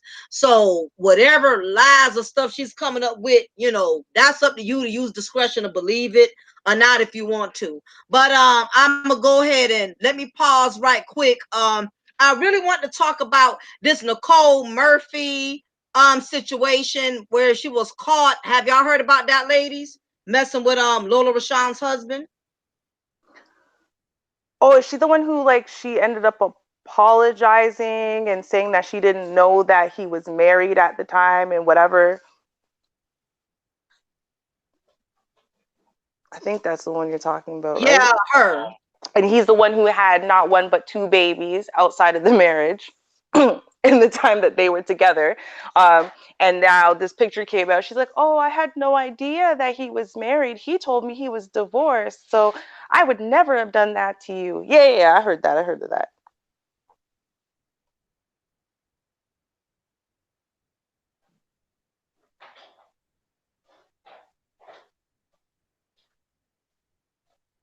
Yeah, I don't know if y'all been keeping up. But yeah, it's the pictures have been circulating. Nicole Murphy, who is the ex-wife of Eddie Murphy, she was caught in Italy, basically smooching and kissing up on Lola Rashawn's husband. I forgot the dude's name. He's a director. He directed Training Day. She's been married to him for 20 years. And basically, a lot of paparazzi, I mean, a lot of people in the media have been eating her up, because she's put on a lot of weight since then. Because she played in Waiting to Excel as the pretty woman that was going out with the married man. You know, she was on, she played on Why Do Fools Fall in Love. She's been in a couple of movies, and a lot of people is really giving her a lot of heat. Like, if only she would have not allowed herself to get big and fat, he would have never cheated on her, and just all this crazy stuff they've been coming up with, which to me is a bunch of excuses. This man not only cheated on her and got caught with these pictures in Italy, he done had two kids outside of their marriage within the 20 years of their marriage. He has had two children. Mm-hmm. That's the part I don't That's the part I don't understand. If it's not like, oh well, he cheated this one time, there's this one expose picture. He had two babies on her. Two, not one, but two. Now, I don't understand how she's still with the man after the second baby. I don't understand how she's with the man after the first baby. That's just me though. But I'm saying he had not one, but two babies. So he went out there, he messed with some chick, and he messed with her recklessly enough that he got her pregnant.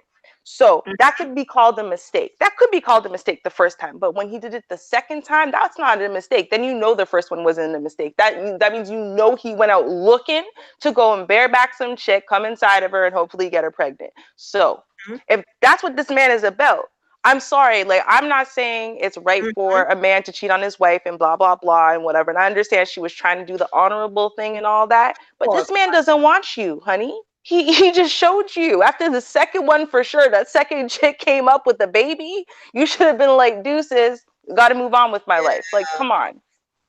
Yeah, it's just you know, he has a track record. Not only that, but Nicole Murphy, she's catching a lot of heat because kind of find out even Lisa Ray, the actress, came forward and said this chick been messing with married men. She messed with my husband.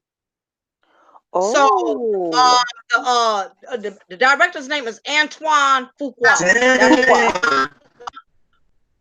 huh? Oh, Oh I y'all, don't know. She y'all. remuted, so I don't know. I guess something happened, but Oh yeah, there's no telling. But yeah, to kind of find out, Nicole Murphy, after these pictures had surfaced, of her, you know, kissing all over this man, she basically tried to downplay it. You know what I mean? At first, she tried to lie and say they just family friends, but more pictures started surfacing. And at this point, she couldn't deny it. You can just tell they really had something going on. You can tell she's messing with this man. The way she was kissing up on him, they acted like a couple. You can tell he's dealing with her. And then for y'all to go out way out of country to Italy. I'm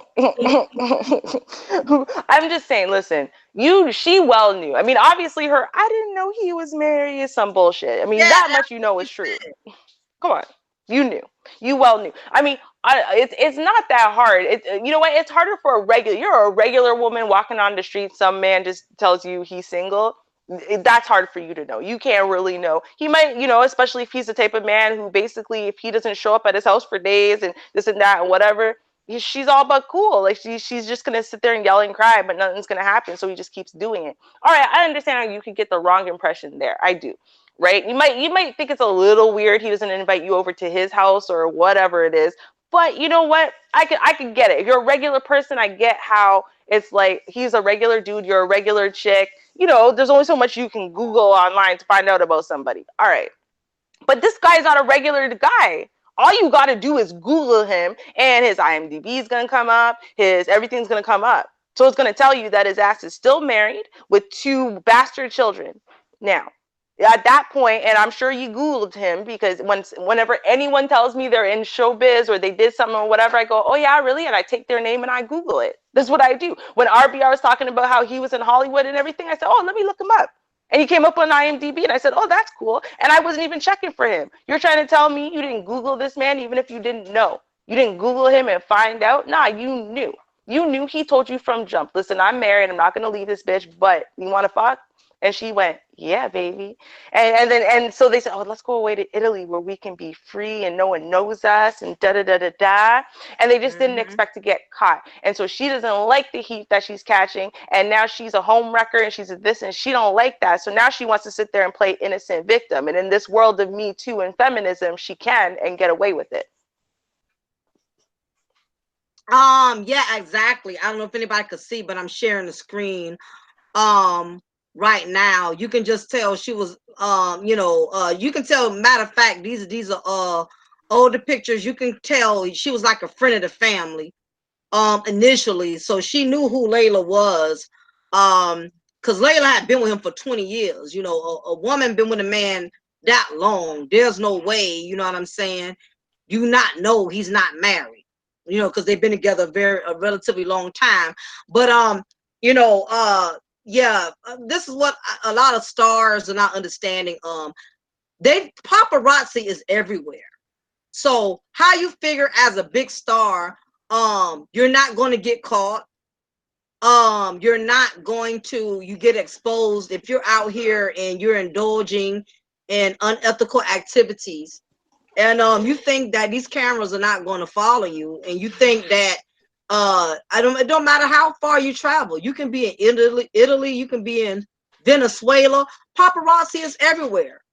And you can tell the way, in these photos, you can tell that he's dealing with this woman. And I guarantee you, they probably rented a room for that whole weekend, that whole couple of days. You're not going to be in Italy for one day and then go back home. Nope.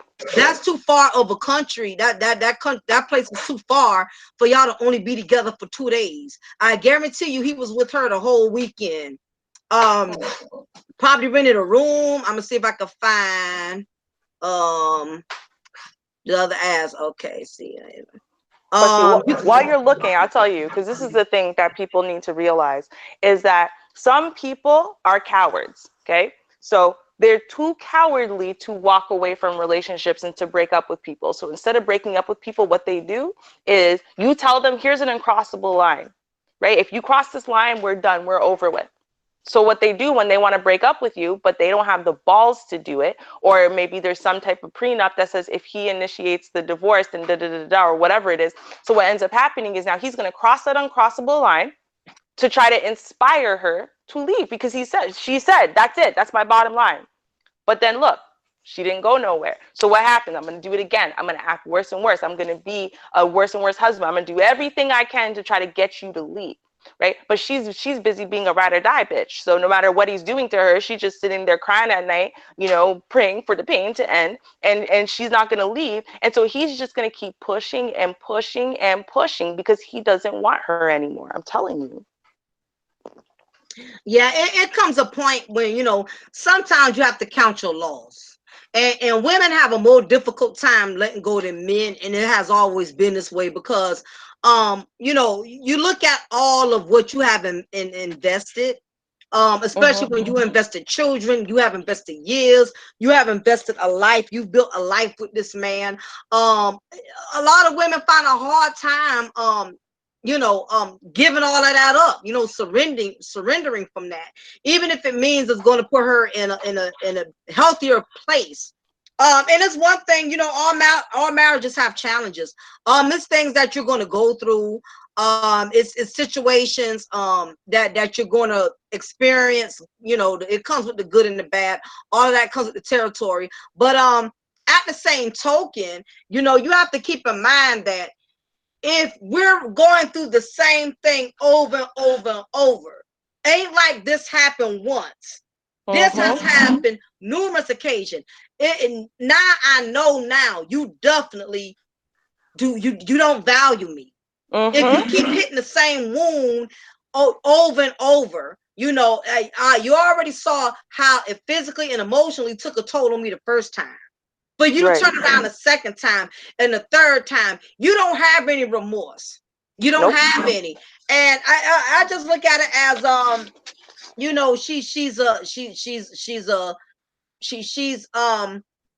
she's torn. He sucked the life out of her. You can see the excessive weight gain. I'm gonna see if I can find some pictures on it. But you can see the emotional toll it has on her. This used to be a very beautiful woman. And her looks have faded. She's put on excessive weight because this is what a lot of men don't understand about cheating. And that's why I'm glad I have you ladies on the panel, because I really want men to understand. We already know people are going to have their opinions about this marriage. People are going to say she's dumb. People's going to say, well, she deserved it because she's standing around and this and that, and she's dealing with it. We know that. We all can share that and attest to that. But what I want men to understand, how their cheating emotionally affects a woman, because I have this strange feeling that men think that women, we can just deal with it, because so many women have, and we already know if the shoe was on the other foot, men are not going to deal with it like we do. It'll never happen. If a man catches you cheating on him, all bets are off. He's not going to deal with it. Oh, that's bad. But women, we try. Women are more acceptable, not because they want to be, but what a lot of men are not realizing is cheating on your wife or cheating on your woman. That's close to a near-death experience for a woman, because it's like you see your life flashing before your eyes. You seeing you going all the way back. You know, I've heard of like near death experiences. I've never encountered it, but from what I heard is that you have like flashbacks of all the good and the bad before you transition into the afterlife. You know, you go back to the moment when you was a little girl, when you was a little boy, you know, and the good and the bad. You see all of that before you transition. And I really think when a woman has been cheated on, it's the same thing. It's like a near death experience. Well, You you know, know why? It's yeah. and this is why women like her will stay, okay? Because she's a good woman, she's a wife, she's a ride or die chick. That's the kind of woman that she is, right?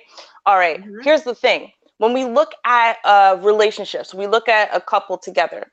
If they financially, if they're ruined, so financially they can't pay their bills, they lose their house, they lose their car, their kids can't afford this and that and whatever, who do we frown on? Who do we look at? We look at the man, right? Because the man failed. It doesn't matter if he wasn't the primary breadwinner. He should have done something. We put the financial responsibility on the man. If someone breaks into the house and attacks everybody, we put that responsibility on the man. But the emotional, the social, the nurturing responsibility, we put that all on the woman. So when a marriage falls apart, when a man strays, when all that, we put it on the woman. We look at her.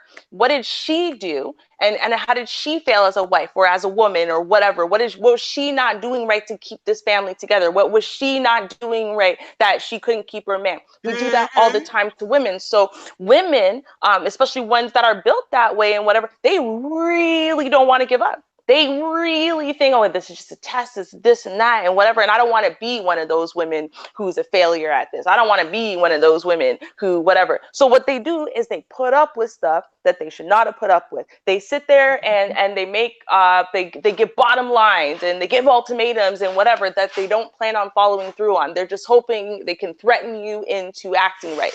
And so what happens Mhm. is this man's going to call your bluff. And he called your bluff, and guess what you did? You bowed. And you said, well, but next time I'm really, really serious. Really? Mm. No. And the thing is, what these women need to realize is that your man walking out and having baby after baby after baby on you is making you Mm. look worse than it would have if you had just divorced his ass.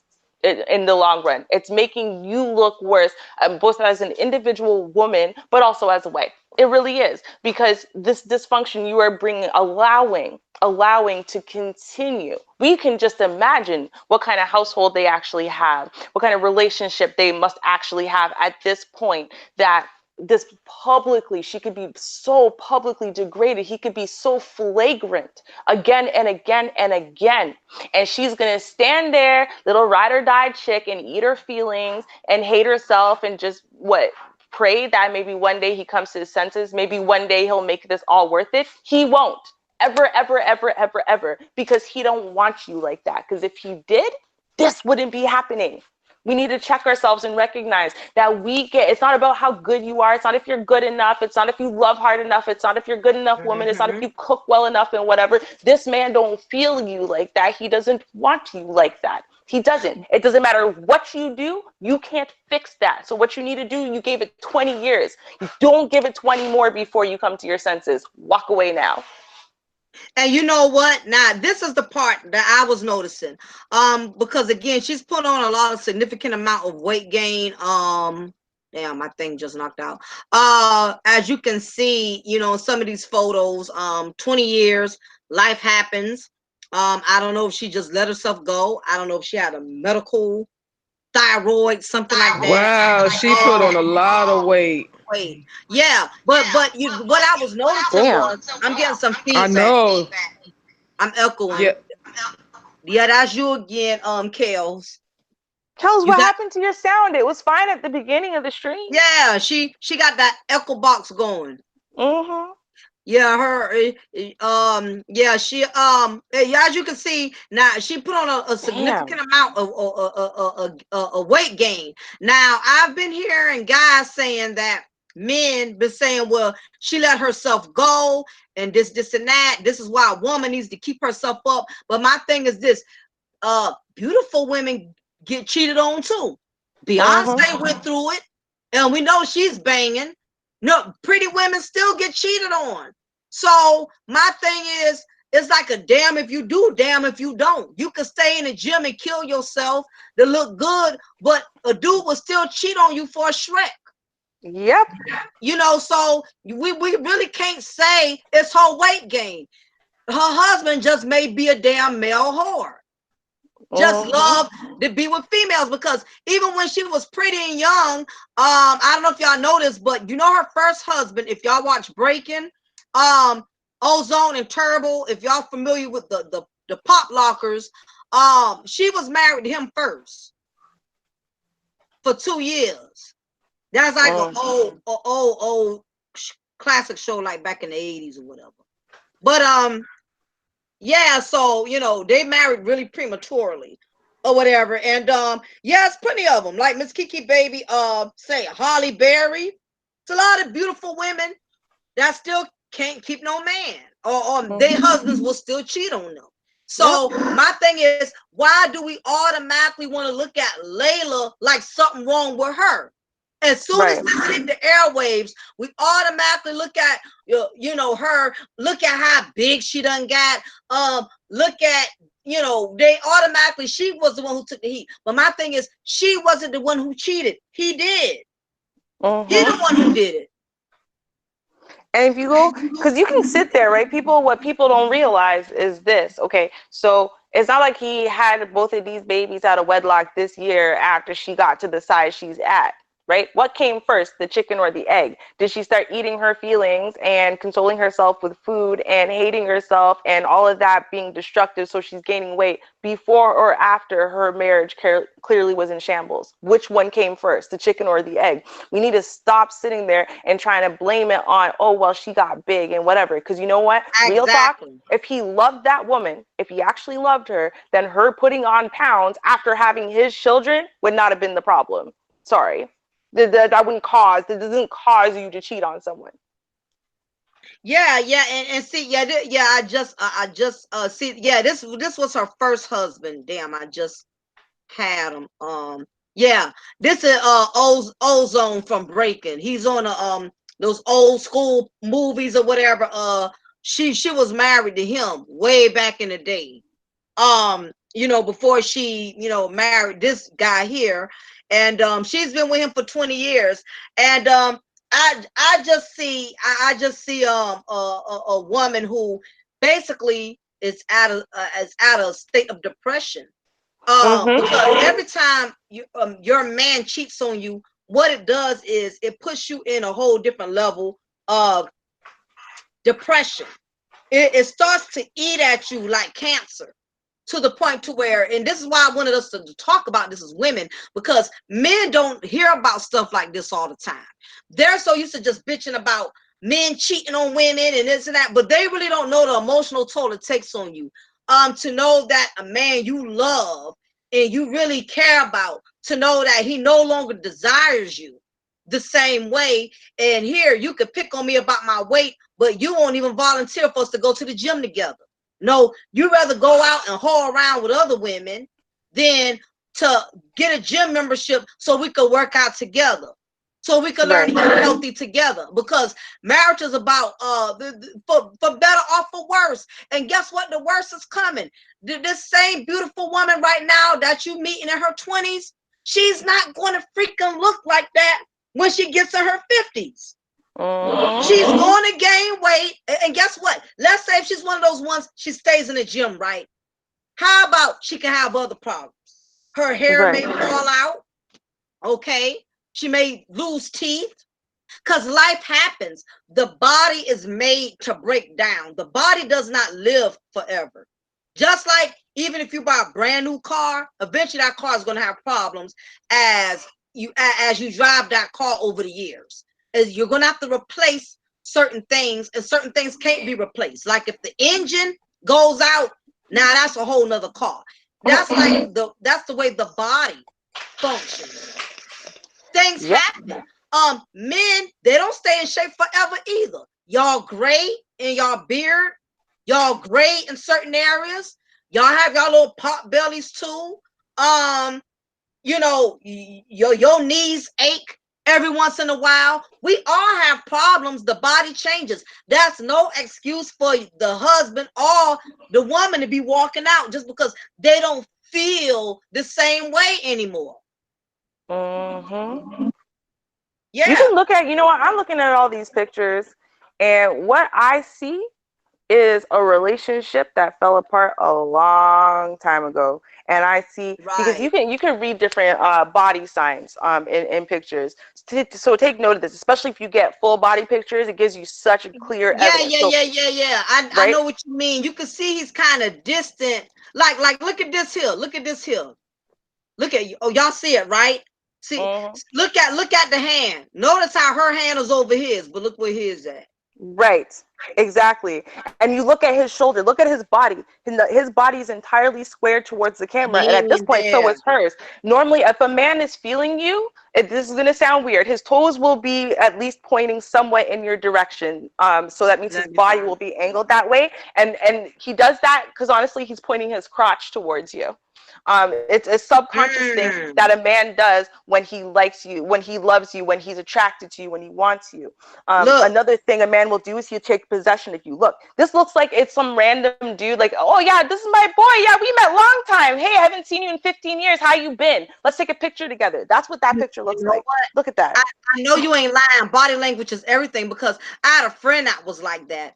Every time she took a picture with her husband, she's always all over him. She's the Mm-hmm. one, she got her arms over his shoulders, or she's the one pushing up on him. And this nigga is sitting there like he goddamn King Tut. Like, yeah, Mm-hmm. I'm the man. You know, he ain't showing no type of gratitude back. Hell, he seemed like he was more affectionate with damn Nicole Murphy. Right. Right. And For that's, what I'm and again, seeing. there's not even a friendly familiarity there. Like, yo, we're cool. We've been peoples for 20 years, so let's look like we're at least comfortable standing next to each other. It doesn't even look like that.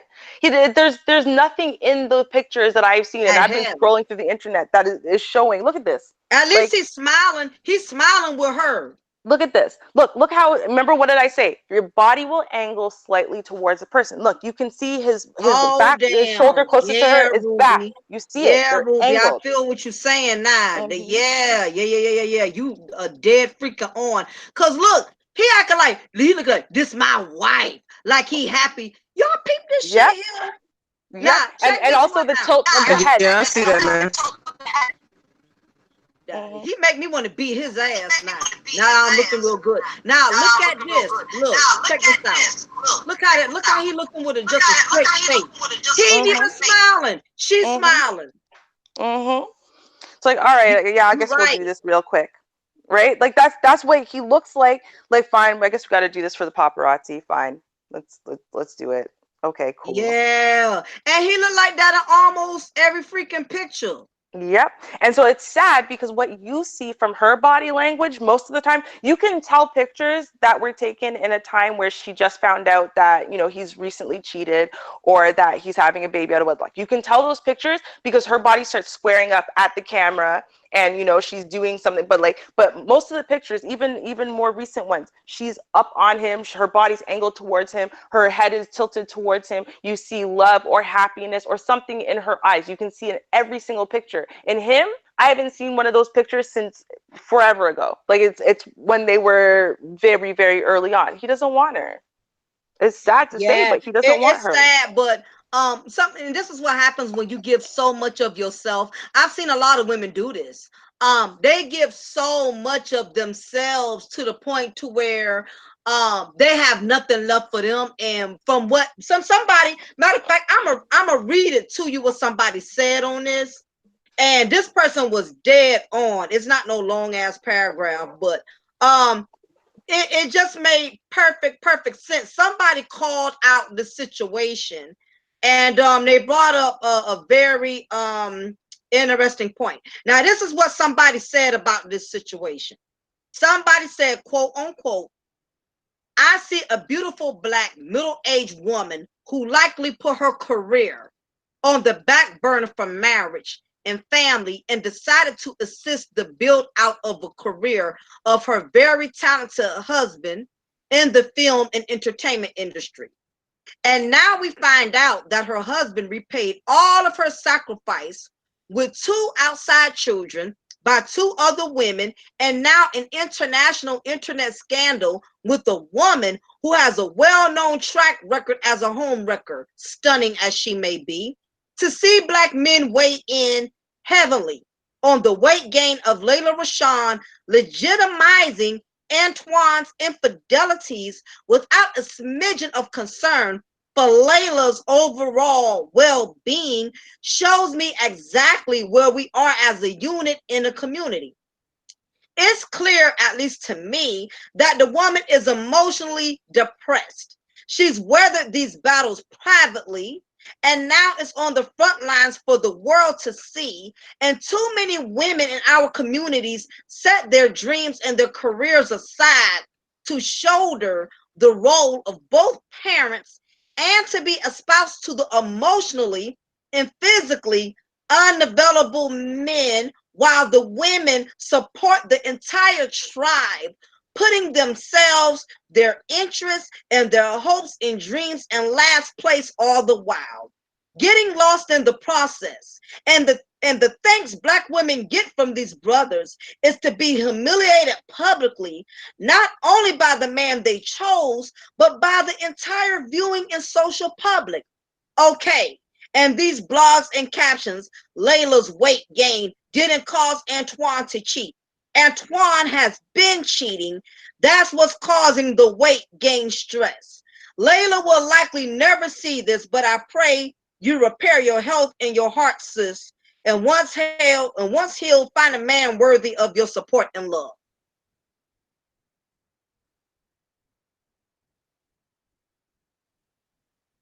Now that to me I found to be very a very interesting concept.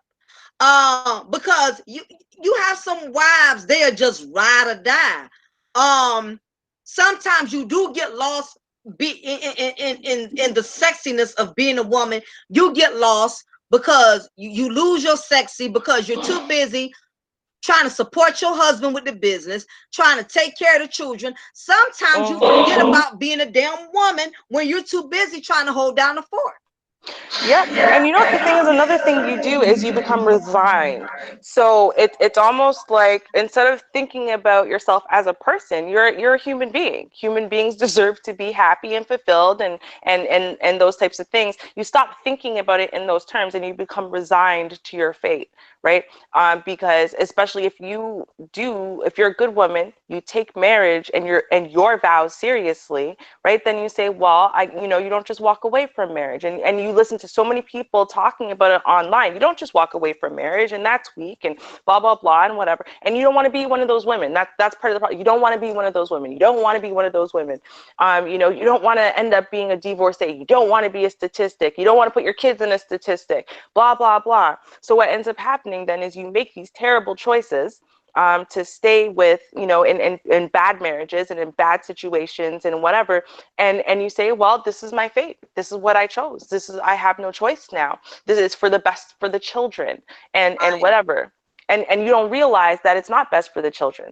A happy household, yes, everyone's right. You're right in the fact that having two parents that are together in a household is better for the children, but not if those parents, not if that relationship is in shambles.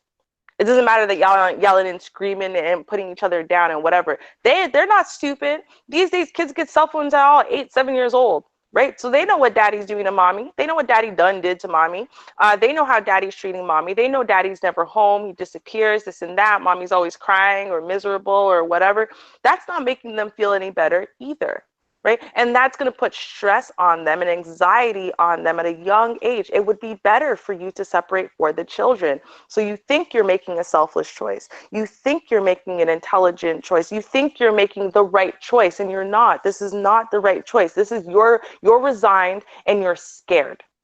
And that's what it is. You need to drop I understand. You didn't get married so you could get divorced. I understand. You don't believe in divorce. I understand. You have all these broke down conceptions. I understand. You don't believe you find love again. I understand. You don't want to be a single mom with 3, 4 kids. I get it. These are all the things that you're telling yourself and why you're staying. But at the end of the day, That's all fear and that learned helplessness syndrome that's programmed you into staying in this dysfunctional ass place. And this man knows that you're there, and he's going to keep trying to push you, but in the meantime he doesn't give a shit because he knows he can do whatever he wants and you're not going anywhere. So what you need to do is you need to put on your big girl panties now. Okay, go get yourself some help. You're not ready. You're not ready to go. Fine. Go get yourself some help and go talk to someone, because clearly 20 years of this is a lot for anyone to have to deal with. You know, and you need to get to that place where you start finding self again, and you realize that, you know, you need some self-love and some self-worth and some self-respect. And as soon as you find all those things, you can walk away from this, and you realize what would be better for your kids is for you to co-parent separately but together. You see what I'm saying? And you know what? Some women, they just don't want to accept when the love is just gone. They become oblivious to their husband's body language. Yes. Because that brings me to this other scenario here. This is another situation. I don't know if y'all heard about this, but this happened, I believe, last year. As you can see here, they look like a happy couple. Chris Watts, and her name is I think her name is Melissa Watts. I think that's the wife name, Melissa Watts. This was a really big story in the media, and I advise y'all, it's so much shit to this story. You got to go on YouTube and type in Chris Watts documentary, cause this story got so many goddamn pieces to it to where it's a lifetime movie. Basically, long story short, this couple here, Mr. and Mrs. Watts, as you see it, as I got displayed, he murdered, he killed his wife and his two daughters that they had together. Now, this is another picture of them. Look like the happy family, you know, look well put together. What happened was, there's still videos on YouTube. You can tell she's a heavy YouTube blogger, but she doesn't blog like what we do, you know, like what I do as far as content. She would do videos every day about her housewife life, if that makes any sense. She constantly did videos on her personal life, you know, every day. She's doing videos talking about where she took her kids shopping, what she's doing for dinner, and all this and that. And you can just tell she was one of those women who had to have a lot of attention, which I found that kind of eerie for a married woman, that you have to videotape yourself every darn day. Thanks, Jess B, for donating and putting some tithes and offerings in the collection plate of Mocha's ministry. Appreciate that. Says, panel hitting on all cylinders. I believe in true mistakes, forgiveness, and sticking with boundaries. Great job. Appreciate that, Jess. We appreciate it. Now, with this situation here, this dude, Mr. Chris Watts, you can tell he was very distant in the videos. And if you go back and you look at the videos on YouTube, it's still live. They still have her videos up there, even though she has deceased. Her videos are still up there. And that's why I brought this up, Ruby, because you made a very good point when you was basically saying how detached later Rashawn's husband was in the pictures. You can tell in the video, this man was very I can't talk. He was very detached. He was distant. You can just tell she kept putting on videos every day. The man seems aggravated. He seemed annoyed. He was basically tired of her. So what happened was, Mr. Watts, he had an affair on her. He started dealing with another woman. I'm gonna see if I can find a picture of the other woman he was dealing with. He started having an affair. And dealing, yeah, this is the other woman. This is the side woman. Yeah, this is the side woman he was dealing with right here. He started having an affair with this woman. Even though this lady here is his wife, and this was the woman he had two of his daughters with, he actually fell in love with this woman here. And he did a video. Well, actually, she did a video. the wife did a video, and on the video she was announcing her pregnancy. And being that she's a blogging queen, she had to blog her life every damn day, which I thought that was strange. She even did a video announcing her pregnancy. If y'all saw the look on his face when she told this man she was married, you could tell he was pissed. I mean, when she told the man she was pregnant, I'm sorry. They already got 2 daughters together. And she did a video showing his reaction when she said she was pregnant. That man was so upset. He played it off, but everybody could tell he wasn't feeling it. So anyway, this is what happened. He ended up murdering her. He killed his wife momentarily when she announced her pregnancy. He killed her, I think, like a month or so after that. And the way he murdered her was he works at an oil landfill. That's what he does for a living. He works at an oil landfill. And what he did was he killed the pregnant wife. She was pregnant with his first son. He was getting ready to finally have a boy. He killed her pregnant with his son. Then he turned around and killed the 2 daughters that they had together. All because he really did not want to have to pay child support. He didn't want to have to, I guess, be responsible for her. So he killed her. He got rid of her. But you can just tell he been tired of that marriage. So you brought up a significant point, Ruby, when you said as women, we have to study the body language of the men we are with. Mm-hmm. Because you just look at this man, right? And you have to understand there are some sick ass people in this world who are impulsive and don't think through what the hell they're doing. Because why he thought, well, you know what? I want a new life with this new woman, and I don't really want to have to take care of the old life. So I know I'll just slaughter all of them, and then I'll just be able to move on with my new life. Right. Who the hell thinks like that's not a sane thing to think. But that's what he did, because at the end of the day, what happened is this bitch is so attached to this idea of this family and this relationship and whatever, and blogging it all the time, every day. We got to pretend we're perfect online all the time, every day, and blah, blah, blah. And you know what? He didn't want to live up to that anymore.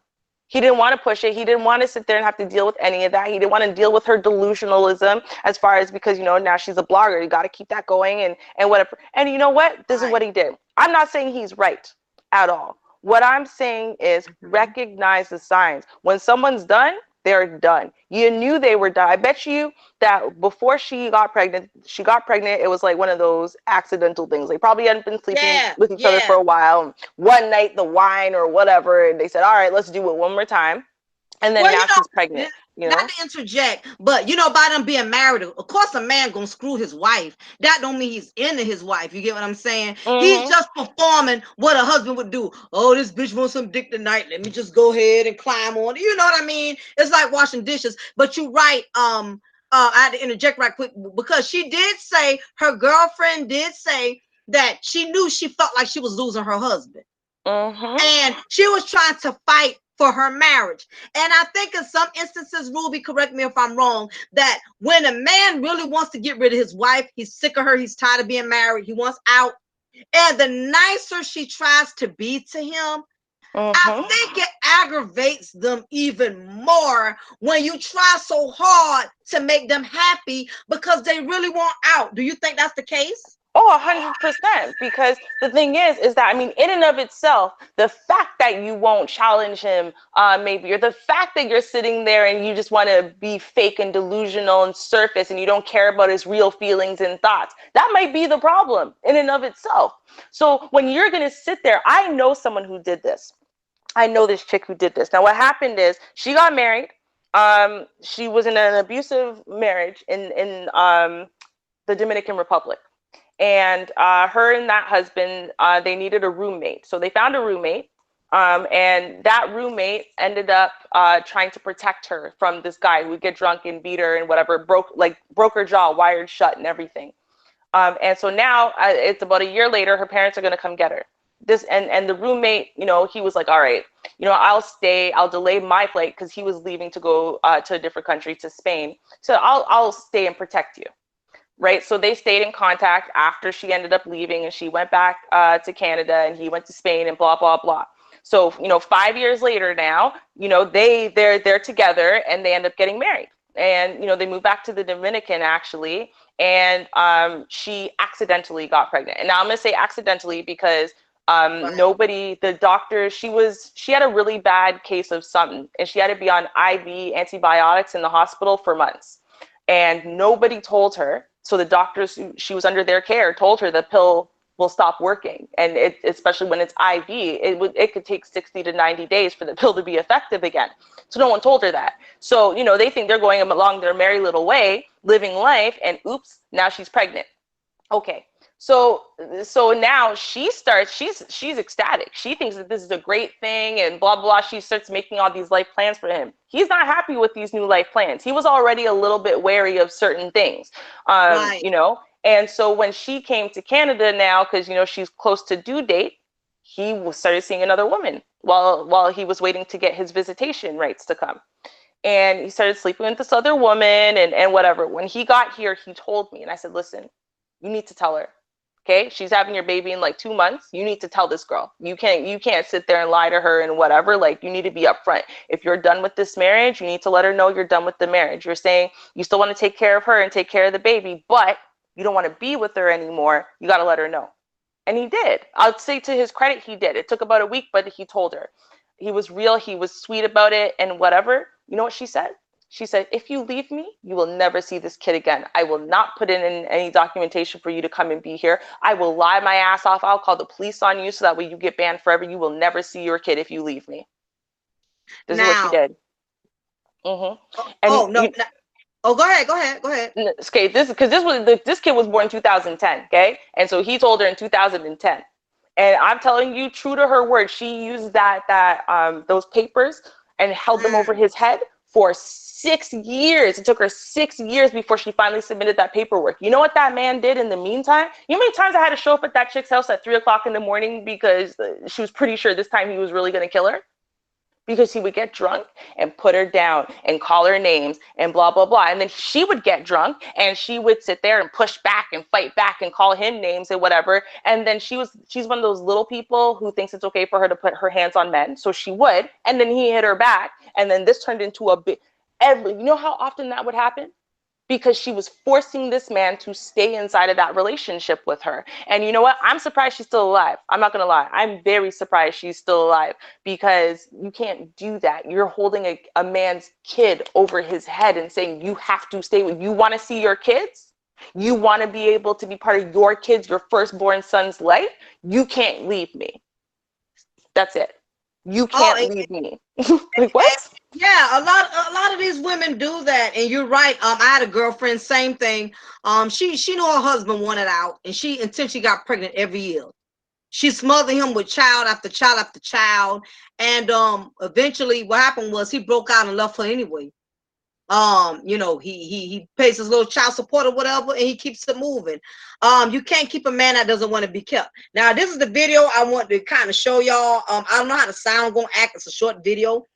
Just study this dude's body language, and you can tell he was not feeling this. Now, mind you, they already got 2 little girls that's not even 5 years old yet. Okay, so peep this. Now, she's supposed to be you know, recording him, recording herself announcing her 3rd pregnancy to her husband. He doesn't know. He has no idea. So I want y'all to peep this out right quick.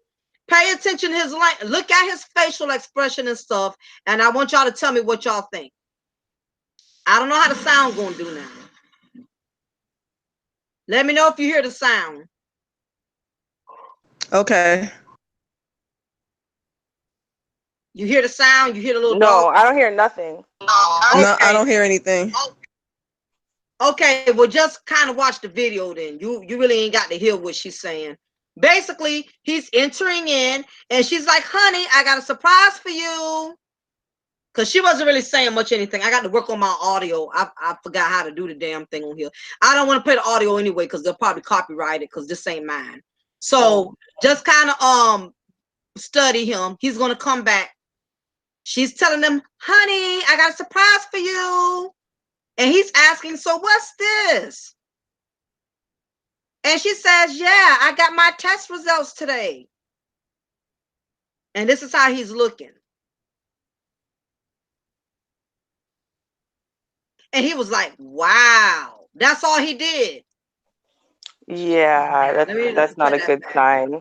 I can tell you exactly Yeah, what that's he not said. a good sign. I don't know why he's surprised. Because I played the video. He doesn't look. He's like, oh man, bummer. Yeah, that was the only thing he said. He looking like he bummed. You know what it reminds me of a little bit? It reminds me of what Sansaray was doing when she got pregnant with that married man. And you know, like she was sitting there, like she was trying to make this man like, yo, we're gonna be the king and queen of YouTube. And he was just like, yo, this is a little much. That's not what I was. I know he was probably like, that is not what I was expecting. You just a hit. You just a hit. I'm not trying to be the king and queen of YouTube. Is you crazy? Right, you're trying to put me up there like I'm the world's best baby daddy. Like, goddamn, chill. You got some feedback. I don't even want to be your baby. Look, I don't even want to be your baby daddy. You got some feedback, Kel. I don't know why I be having feedback. I don't even have the YouTube. You got that echo chamber. Maybe it's your headphones. Like, did you switch and start using different headphones or something like that, or stop using headphones? Because it was fine at the beginning of the stream. It's only like all of a sudden it changed. So something changed. I think maybe you started using headphones, and those YouTube doesn't like those headphones. I don't know. Yeah, I had the same issue too. So, but yeah, y'all, as y'all can see, not only that, let me tell you what else happened with this story. He had the audacity when he was on the news. He was on the news pleading. Yep, matter of fact, this is one of the pictures when he was on the news. He was on the news pleading for his wife and his children to come back home. What's up, Jay Shine? He was on the news. I don't know where my wife and I don't know where my children are, but if anyone sees them, please tell them to make it back home. Well, girl, can you play the video of that? I know we can't hear it, but I want to see his face when he's saying all this foolishness. Yeah, I'll show you. Okay, Chris Watts. And I want y'all to look at the documentary. I'm telling you, it's so much shit. It's gonna blow your mind, bro. And y'all know, on the news. Y'all know it's a lot of women that's writing him while he's in prison. He got all kind of women, you know, that's reaching out to him, even though they knew he murdered his own daughter, his own family. Of course, that's not a surprise to me, Mocha. That's definitely not a surprise to me that women want to reach out to a man who killed his daughter. Like, how? I don't even have no words for that. It's like, what you reaching out to him for? What are you doing? Sending him love letters? Hey, we're supporting you. He's a murderer. I'm confused why the internet is bullying that man though. Like the not obviously the murderer, but the father of the woman who got killed. Like, dude, his daughter got killed. But you think he was like, oh, please kill my daughter? What are you bullying him for? What did he has to do? All he has to do is sit there and suffer with the loss of his grandkids, 2.5 of them, and his daughter. Like, that's terrible. That poor man. Like, of course the internet does what the internet does. Now you can see the audio's not going to work, and like I said, I don't want to play the audio because YouTube is very extra. They don't like you using other people's video. But you can see he's right here talking to the news saying, I'm worrying about my wife, I'm worrying about my daughter, my children. I don't know where they are. I just want them to return home safely. Look how calm and collective he is. I don't see no evidence of sadness or fear or nothing. Nope. I'm gonna be honest with you. He looked so free when he took his whole family out. He looked relieved, like finally. They say he went to the grocery store and everything after it happened. He felt free. He did not want his wife. Look at his face. Yeah. Look at his face. He looked free, emotionless, and everything. He felt like a weight was lifted right off his shoulders. Yeah. That's what I'm saying. Y'all peep this? Like, Dude is calm. He all he's saying is, I don't know. I tried calling her phone. This is not like her. Her and the girls, they're usually home around this time, baking cookies and, walking the dog. He's calm as a cucumber. Licking lips and shit. You're worried about if your lips look dry right now, while apparently your wife and children are missing. Really? Yeah, Oh. yeah. Mm-hmm. And they found all the bodies. They found his pregnant wife and his two daughters. They found their bodies in the oil, and what they call it, the oil landfill. That's where he buried them at. He works there. He buried all of them there. Worthless. See, and this is a problem. Now, again, am I saying that regardless of what she did or what kind of trap she put on him, to say, well, if you leave me, then, alimony, this, that out the wazoo, or I don't know, whatever she did.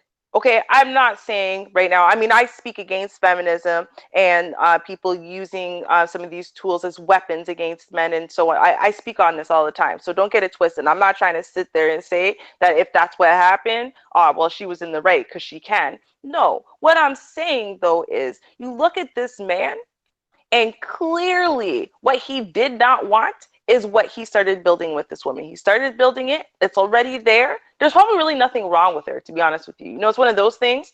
Nothing wrong with her. Like, I just don't love her. I never really felt alive or whatever. I just found a suitable woman and I guess married her because I guess she's wife material because he was one of those idiots. And I keep telling y'all this, when you go by the paper definitions of what a good woman is, that's what you're looking for. And that's all you care about. And you don't look for the intangibles. You get into this situation where you're married to a woman. There ain't nothing wrong with her. She's actually a great wife, great mother, whatever. She's down for whatever. She's great. You just don't feel her like that. So you don't feel justified. There's no justification for you leaving. There's no justification for you ending the marriage. There's no justification for you breaking up a family. So you will be the bad guy forever if you do this because you're doing it for no reason. She didn't do nothing to you. And so what does he do? Now he's sitting there trying to find a logical way to him of being able to just walk away from that like it never happened, like it was a mistake. Like you chose the wrong job. So I just kind of want to quit it and move on. Nah. Exactly. and this is where he buried her. He buried her and he buried his pregnant wife and the two daughters. Now Infinite in here says that basically where was it? I just missed that comment. That he had buried his wife in the, I think what she said in the tank and doggone. Oh, okay. The children were in the oil tanks and the wife was in the dirt. What's up, We On Fire? Yeah, that's where he buried them at. That's where they recovered their bodies. Right out here. So I guess the wife was over here. And the daughters, the little girls was in oil tanks. And then, the details are very gut-wrenching. It's because it says now, they're showing the evidence of what the bodies, how they found the bodies wrapped up in the blankets and sheets and stuff like that. They basically said that the oldest one, the oldest little girl, she was literally trying to fight him. She was giving him a fight. She was literally fighting for her life and begging him not to, hurt her, but he choked. He choked. From my understanding, he choked all of them, one by one. He choked all of them. So imagine for those of you who have children, choking out your own kids. You choked out your own kids to death for nothing. They didn't do nothing. You probably just woke them up out of their sleep and one by one choked them. Not your spouse, because I think a lot of people can sometimes imagine killing their spouses. I mean, I've laid next to my snoring husband and imagined killing him. But your children, these things that were put on this planet that automatically you were just born to protect and keep okay, and you choked them out while they begged you not to death. Imagine what kind of sick person can do something like that, but imagine what kind of desperate person would do something like that to be with another woman. Like, you can't just what? But I guess because the other woman wouldn't want your 2.5 kids. So okay, fine. So, well, I guess we'll throw them away. Like we hear when women do this shit. They don't normally kill them, although there are family annihilators. But normally, what they do is they sit there and they scoop all those kids that they had with this other man, and that relationship fell apart, and they drop them off somewhere, and they go live their life somewhere else with the new man because the new man don't want the kids, right? That's basically what he did. He did the same thing. He said, you know what?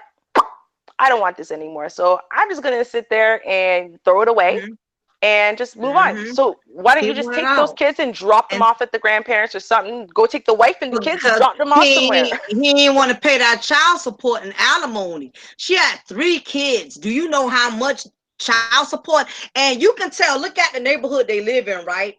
You can evidently he makes good money. You know, the house been for sale. I don't know who the hell would move up in there. I wouldn't. But as you can see, they stay in a nice neighborhood. This is the ideal American family. This is not just the projects. This is not just the hood. This ain't something that just black people going through. This just goes to show you this can happen to any woman. In this case, this woman was actually killed. Lola Rashawn, her husband humiliated her with all of these numerous affairs. But imagine a man getting to the point to where he's willing to take you out. Even though you're carrying his child and y'all have little children together, he's willing to take you out because he wants to be free. His marriage is making him feel like he's in bondage. Infinite says yes, he thought he'd get away with it. The wife had her own business. She made more money than him. I think he felt belittled. Yeah, it was all kind of stuff going on. But what happened, I think he was overwhelmed because they said he was already kind of way in over his head with the mortgage. You know, and these children are coming back to back to back. And sometimes as women, just because you're married, it does not mean that you have the right to make your husband's life difficult.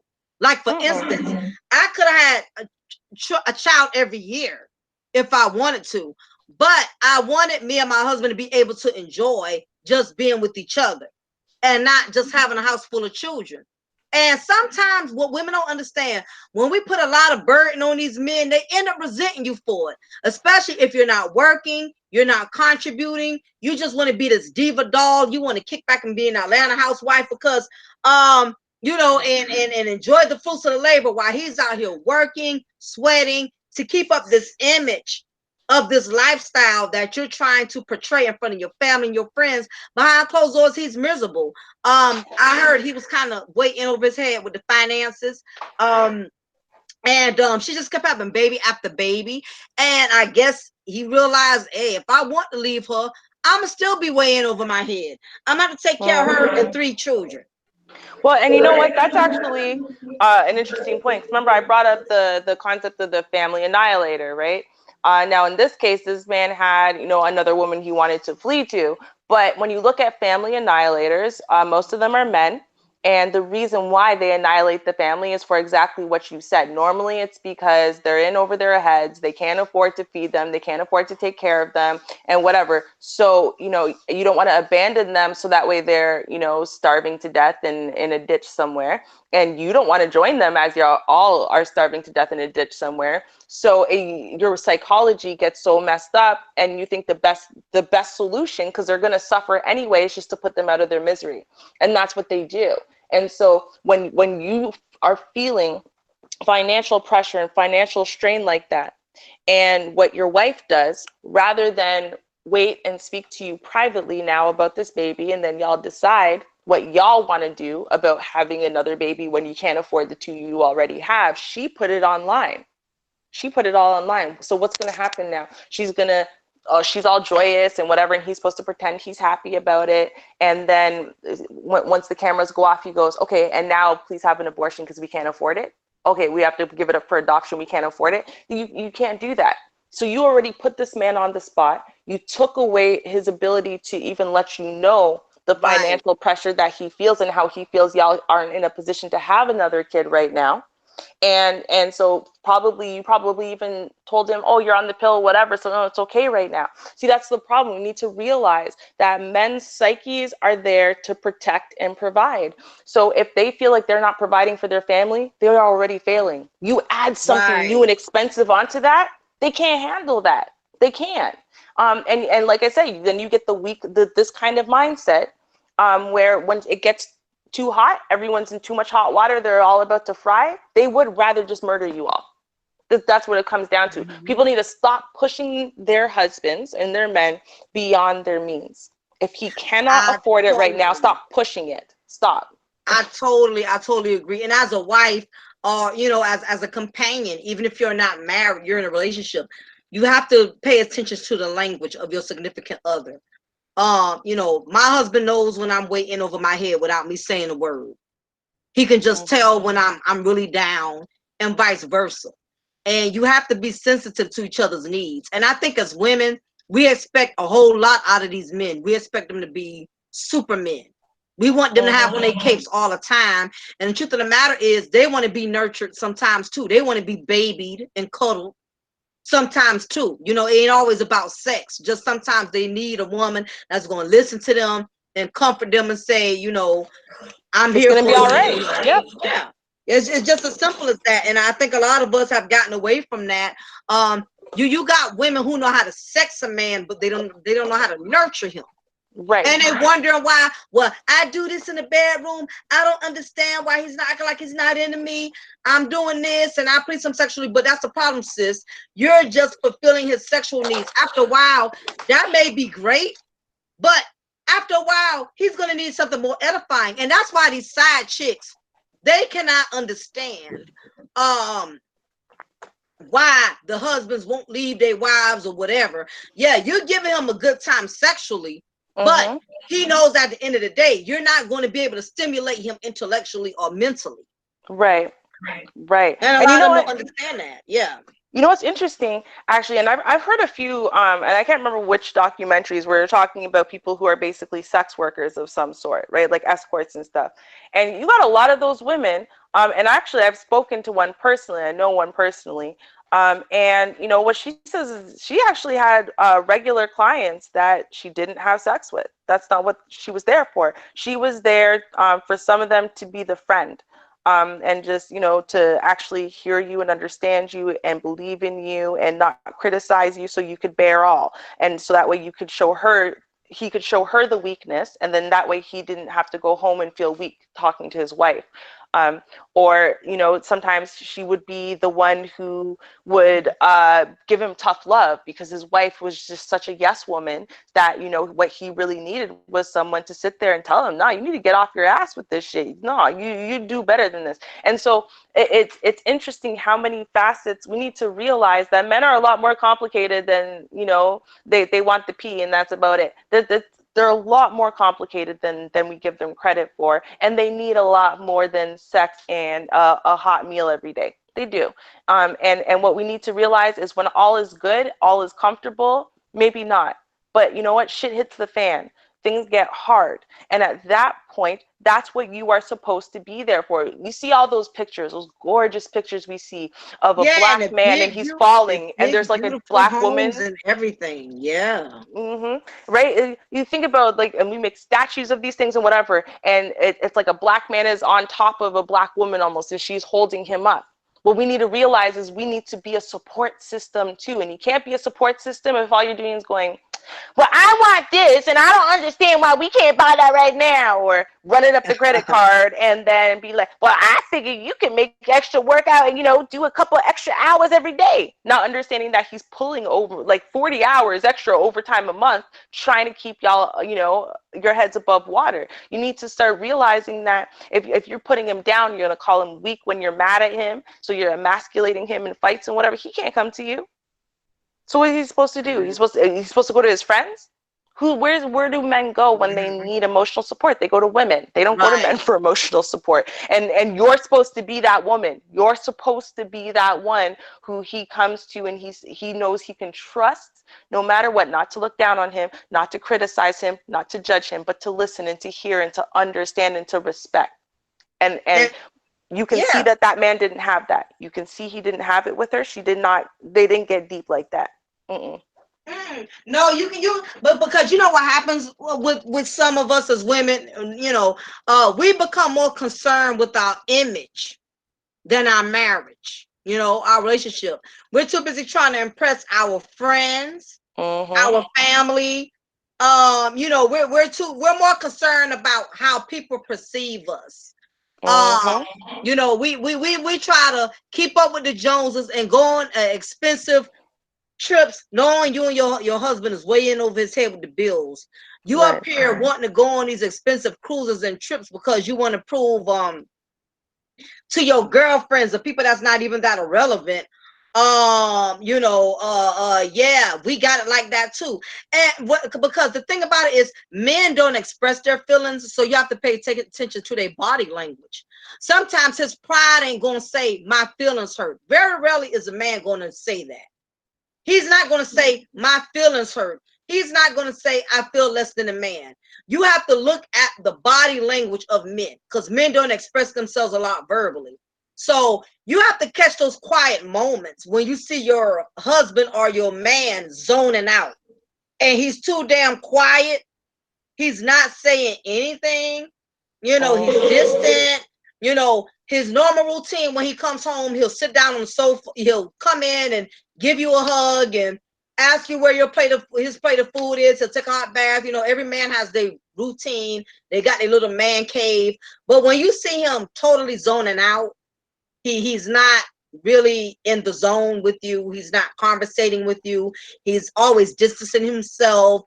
Those are warning signs somewhere that he's not being nurtured. And we think because men are masculine, because they got biceps and triceps, we don't really think that they're sensitive. But they are. And I think in many cases, they're way more sensitive than we are, really. That's why it don't take much for a Shrek-looking chick to stroke their ego. I think they're way more sensitive than what they pretend to be.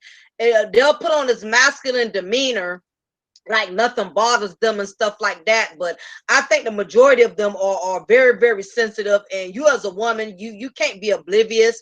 I just think this chick here, no disrespect to the dead, to the deceased.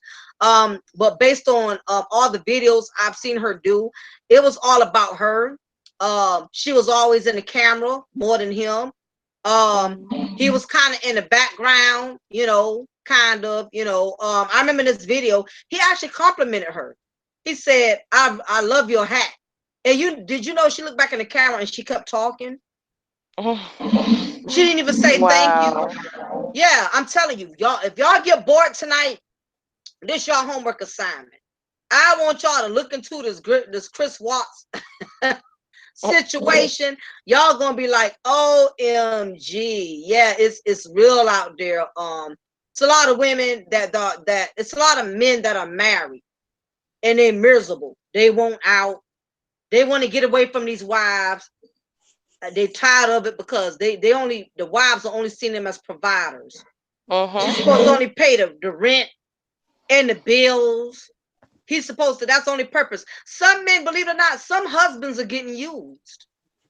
Their only purpose is to provide dick and dollars. Some women, that's all they want their husbands to do. And she don't feel like she got to be there and step her game up and be there for him. No, that is the problem. Is that when you listen to these women and like, wait, he done for me lately and whatever, right? And you're like, wait, but what are you expecting him? What isn't his responsibility? What do you think is not supposed to be his problem and is on you? Because what I hear a lot of is her basically saying that everything is on him. Her happiness, her well-being, her finances, where she lives, where she works, what she gets to have and whatever is on him to provide her, but it's on her to decide what she gets to demand.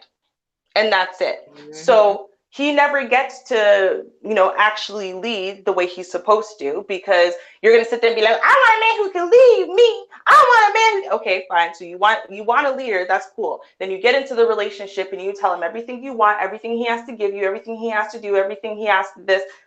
So how is he leading? How can he lead? He can't lead. You told him what the situation is. You told him what the 411 is and then told him, provide it for me. And then while you're providing it for me because you're on my agenda, you should be leading me. Wait, what? He can't lead you on your agenda. It's either his agenda and he gets to lead it, or it's your agenda and then you're leading it. It's one or the other. You can't have both. Yeah, I agree. And you know what we have to understand is everybody's 100% is not the same. You know, just because your man is not out, just because your man or your significant other is not out there buying you all type of expensive things, that does not mean he doesn't value you. Because I know some men who buy their wives all type of expensive stuff, but that don't mean that, but they didn't that didn't make them value her anymore compared to the woman that didn't have the man to buy her the most expensive things. You know, some men that's their only language of speaking love is by thinking they could pay for or pay their way into making a woman content. And meanwhile, she's still miserable because he's not affectionate. He's not, you know, showing his gratitude in other ways. The only time he seems to really be into her is if they're being intimate, things of that nature. So, you have to know when your spouse, know when your significant other is lacking, and it go both ways. You know, a man has to, it's his job to make sure his woman is straight, and it's definitely a woman's job to make sure her man is straight. It's important that you do that. If not, the enemy is going to have his way with your relationship. And the thing about it is, women, we don't get enough of credit. You know, especially black women, we don't get enough of credit for being good wives. If we stand by men, you know, trying to get them a benefit of a doubt to change and better themselves, then it's automatic we weak, we lack low self-esteem. But at the same time, if we leave a man, as soon as he messes up, as soon as he disappoints us, and we jumping right on to the next relationship, see, you not no real woman. You ain't ride or die.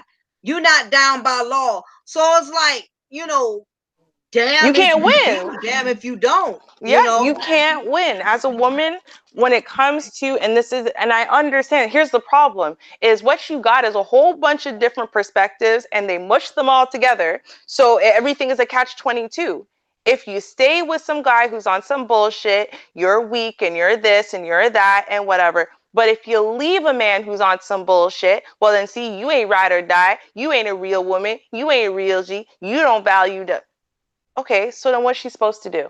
Just not get into a relationship in the first place? See, you don't like black men. You don't care about our community. She can't win. So it's a problem. It's a very big problem if we set up our rhetoric in such a way that people are destined to fail no matter what they do. We do the same thing to men. Don't get it twisted. We do the exact same thing to men. Men cannot Of win. course. Nope. Yeah, it go both ways. It's a lot of miserable brothers out there. They can't live up to the fantasies of what they wife or significant other wants to perceive to the world. So it definitely is. It's a lot of miserable married men and married women, because they don't forgot the real value of marriage. And you know, it's the selfish phase. I could definitely attest to that. I lost one of my very close. I've mentioned this story before. I lost my best friend in a car accident back in 2015. And I remember when she met this particular man, and she met him at his worst. He was practically living in and out of a shelter. And I believe, if it serves me correctly, that she met him at church. Some of these men shelters, you know, they send men to church and you know, try to help them get on their feet, and that is how she met him. So when my friend met this particular man, he was down on his luck, living in a shelter, and I guess over time, as him and her continued to talk, and were dating and things of that nature, what ended up happening was they hooked up. You know, she was a single mom at the time, had two of her kids, two of her boys, and she was not one of those bum ass broads. You know, she took care of her kids, didn't complain, didn't bitch about child support. She was just a real woman about her business, you know what I mean? And she was a CNA and all of that. And long story short, when she met him, he was the worst thing that could have happened to her. She took him in her home, and she didn't realize that this man evidently had a lot of mental issues. Mm. This man came from, for one of the biggest issues was his own mama can't stand him. So that was the first red flag to me when she told me how much his mother wants nothing to do with him, and how he was always in and out of the jail system, the prison system, and things like that. So the man, he was damaged goods, just like you got some women out there that are damaged goods. The man was damaged goods, been in and out of prison, um, been on drugs, one of them type of dudes, just a hot ass mess. But her goodness was willing to accept him for his faults or flaws, because her thing was, I'm a single mom, I messed up, so who am I to judge him? You get what I'm saying? So it wasn't like she was so much thirsty, but it's like, I'm in a struggle, so what I look like not accepting the man in his struggle. And a lot of women do that. A lot of times we don't get credit for it. We're told we're being thirsty, or we lonely, so we grab anything, and that's not true. Sometimes as women, we know we are not at our best, so we don't try to reach so high. We try to meet a man who's on the same level with our struggle, and we try to build together. And that's what she did. She took the man in her home, and being that the dude was institutionalized, he was doing a lot of crazy ass stuff that she wasn't used to. Like, for instance, when she would go grocery shopping and she would buy a bunch of chips and snacks for her kids, in their bedroom, he had their bedroom, true story, he had their bedroom set up like a jail cell.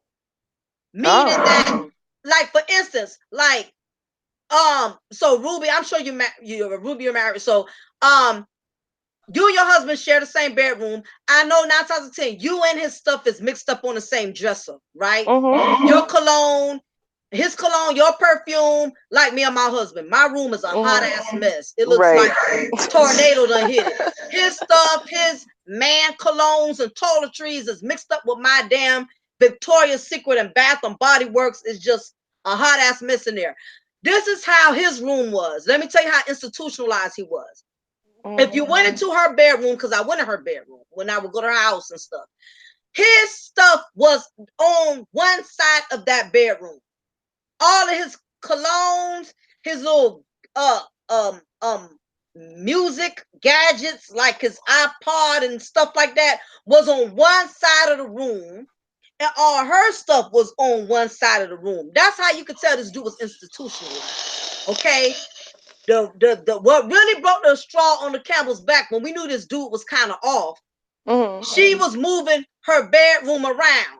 And when she lifted up the bed, she saw like 20, 30 goddamn honey buns, Swiss rolls, You're lying. and oatmeal cream pies. Oh my goodness. I'm serious. She called me. She was like, Mocha, you can't believe this. And I'm like, what's going on? What's up, Silva? I'm like, what's going on? Girl, I'm changing the bed around.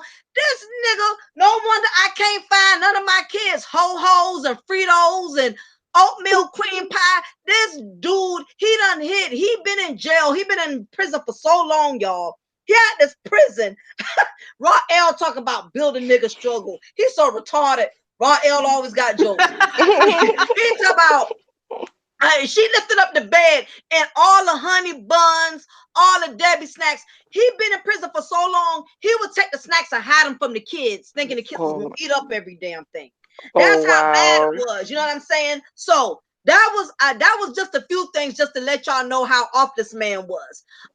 He had the tendency to snap at her kids for no reason. He was just he was very abusive.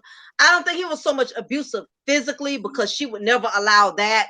But she had 1 or 2 physical altercations with him, to where she had to get down on him because he tried to try her. So he did a lot of things to her. So what ended up happening was, he never cared to go anywhere with my friend. He was not very family oriented. He was antisocial. And I realized the only reason he got with my friend in the first place was because he wanted a woman to pull him from out the streets. You know, Mm-hmm. he had no intentions of trying to be a family man, trying to be a husband. He needed an scapegoat. And because she had a heart made of gold, she basically, you know, took him in so they can build and have something together. But his mission was not the same as hers. So what happened was she always went places by herself. A few times she introduced this man to different things, because you got to realize this man been in and out of prison system. He's not used to nothing. She took him on his first cruises. She broadened his horizons to a lot of things, even though he was a hellion. So besides that, he always let her go places by herself. He never was really husbandly. He wasn't family oriented. So he would always let her go to the store by herself. The only time he rode with her was when he needed to get something from the store, or he needed to get a ride somewhere. So this particular night, she had to go drop off some dinners to her job. And him being a lazy husband, he's always been, it was 10 something that night. Now I know if I leave the house that late and I got to do something, my husband wants to go with me because he's worried about my safety. Mm-hmm. But you got to drop off some dinners this time of night. I'm riding with you. Let's go. Yep. You know, unless he's just really, really tired. But for the most part, he's not going to let me go somewhere late like that by myself. Him being a never give a damn husband, he's been always been, because he was married to my friend for like 6 years. He did a lot of stuff to her. I'm not even going to go all into it. But he didn't want to go with her. As always, he never wanted to go anywhere with her, never wanted to go out to dinner with her, never really wanted to do stuff with her. The dude was just crazy. So this particular night, you know, she told him, she said, well, you know, I'm going to go to my job. I'm going to take the boys with me, because her boys were her everything. And that was her only comfort, because he really wasn't the husband, attentive husband he could have been. So she kind of gravitated towards her boys more than anything. Whenever you saw her, you saw them. Her boys was more of a husband to her than he was. And her boys was only like 8 or 9 years old at this time. So they left the house, and she kissed him on the cheek and told him, I'll see you later. And he turned over, went to sleep like he always does, because he never been an attentive husband, like I said. And next thing we know, she called me. Actually, she called me earlier that day. And I started not to pick up the phone because I was just tired. I didn't really, it wasn't impersonal. I just didn't want to be bothered, you know. And something just told me, just pick up the phone. And I picked up the phone, and she said, hey, Mocha, just letting you know I'm going to pick up some dinners. Do you want me to get you one? And I was like, nah, no, I'm good. I said, I'm fine. I'll get a dinner from you next time. You know, don't worry about it. She said, okay, well, I'll talk to you later. And neither did I know that was going to be the last time I was going to hear from her. Oh no. The next day, I'm shopping and I'm doing stuff, you know, regular day, you know, handling business. And I just remember I pulled up to the house because I had to pick up and do something. And I got this text message from my boss, because me and her worked on the same job together. I got a text message from my boss saying that I'm sorry about your friend. I know how close you and her was. And I'm like, What? Which friend? what you know what I mean? I'm like, what the hell are you talking about? So the first thing I did was, thank you, Lord Drag One, for the $1 donation. I appreciate it. I went straight to her Facebook, because that's usually where everybody goes when something happens. And when I saw all the rest in peace, I just, I lost it.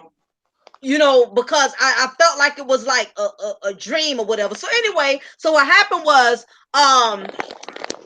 she on her way to her job to take some dinners, what happened was, the bridge that she was going on, I never cared for that bridge. That bridge was very eerie. One of the reasons why I'm glad I did get fired from that job, because I hated taking that spooky ass bridge 5 in the morning, no lights, no nothing, and the lane is very narrow like a horse trail. I always felt uncomfortable traveling that bridge all time of night. And what happened was, the guy had crossed over. He wasn't drunk, but what happened was he fell asleep. Oh And no. he hit her in a head-on collision. And her car was super duper small, like one of them Geo Metros and stuff like that. So what ended up happening was he hit her head on. And we found out later because the boys was in the car with her. And she had enough time to tell them what she could tell them before she went on. And the boys told us after all of this was said and done, and all us getting through the emotional part of it, I had to rush to the hospital to talk to her boys and listening to them, screaming, my mama dead, she ain't coming back. I had to, keep myself together. Right. Seeing her whole family there. And what pissed me off was that sorry ass husband of hers who was sitting there because he knew his world was done. He knew it was over for him. Okay, because the one woman who had his back, he took her through so much. Right. And I can tell the reality had hit him, right? So what happened was the boys told us, her sons, when they kind of got themselves emotionally together, they told us the last thing she said was when it was in the car, she said, are y'all okay? She asked them one by one, Ducky, are you okay? And Ducky said, Mama, I'm okay. Juicy, are you okay? Mama, I'm okay. She said, well, Mama's not okay. I'm not going to make it. Tell everybody I love them and I want you to be with y'all grandmama. And she went from there or whatever. So she had enough time to say what she wanted before she left or whatever. And those was her last words. Now back to the sorry Negro. I hate to depress y'all with that story, but this is the point I want everybody to understand. That's why you don't take people for granted. And what I'm telling y'all, this is real shit. This ain't nothing I'm making up for views, because I really want people out here to not take their loved ones for granted, because you could end up in a situation where he could end up at. Yep. So what happened was we had to go to her funeral. Of course, I spoke for her. I represented. I went up there, I said my piece, I held up my deal, and let everybody know the good person she was and everything and all of that and everything. And I still keep up with her boys. I haven't been keeping up with them a lot or whatever. They teenagers, so you know how that go. Yeah. But anyway, so what happened was I just kept looking at this no good bastard the whole time at the funeral. I couldn't even focus on looking at her casket. I just kept looking at him. And I noticed when I was looking at him, the moment they closed her casket, he literally broke, because the reality has sunk in for him. Dude, it's over. You took this woman through all kind of hell and back for nothing, and it's done. Okay, so of course they had to tote her body out.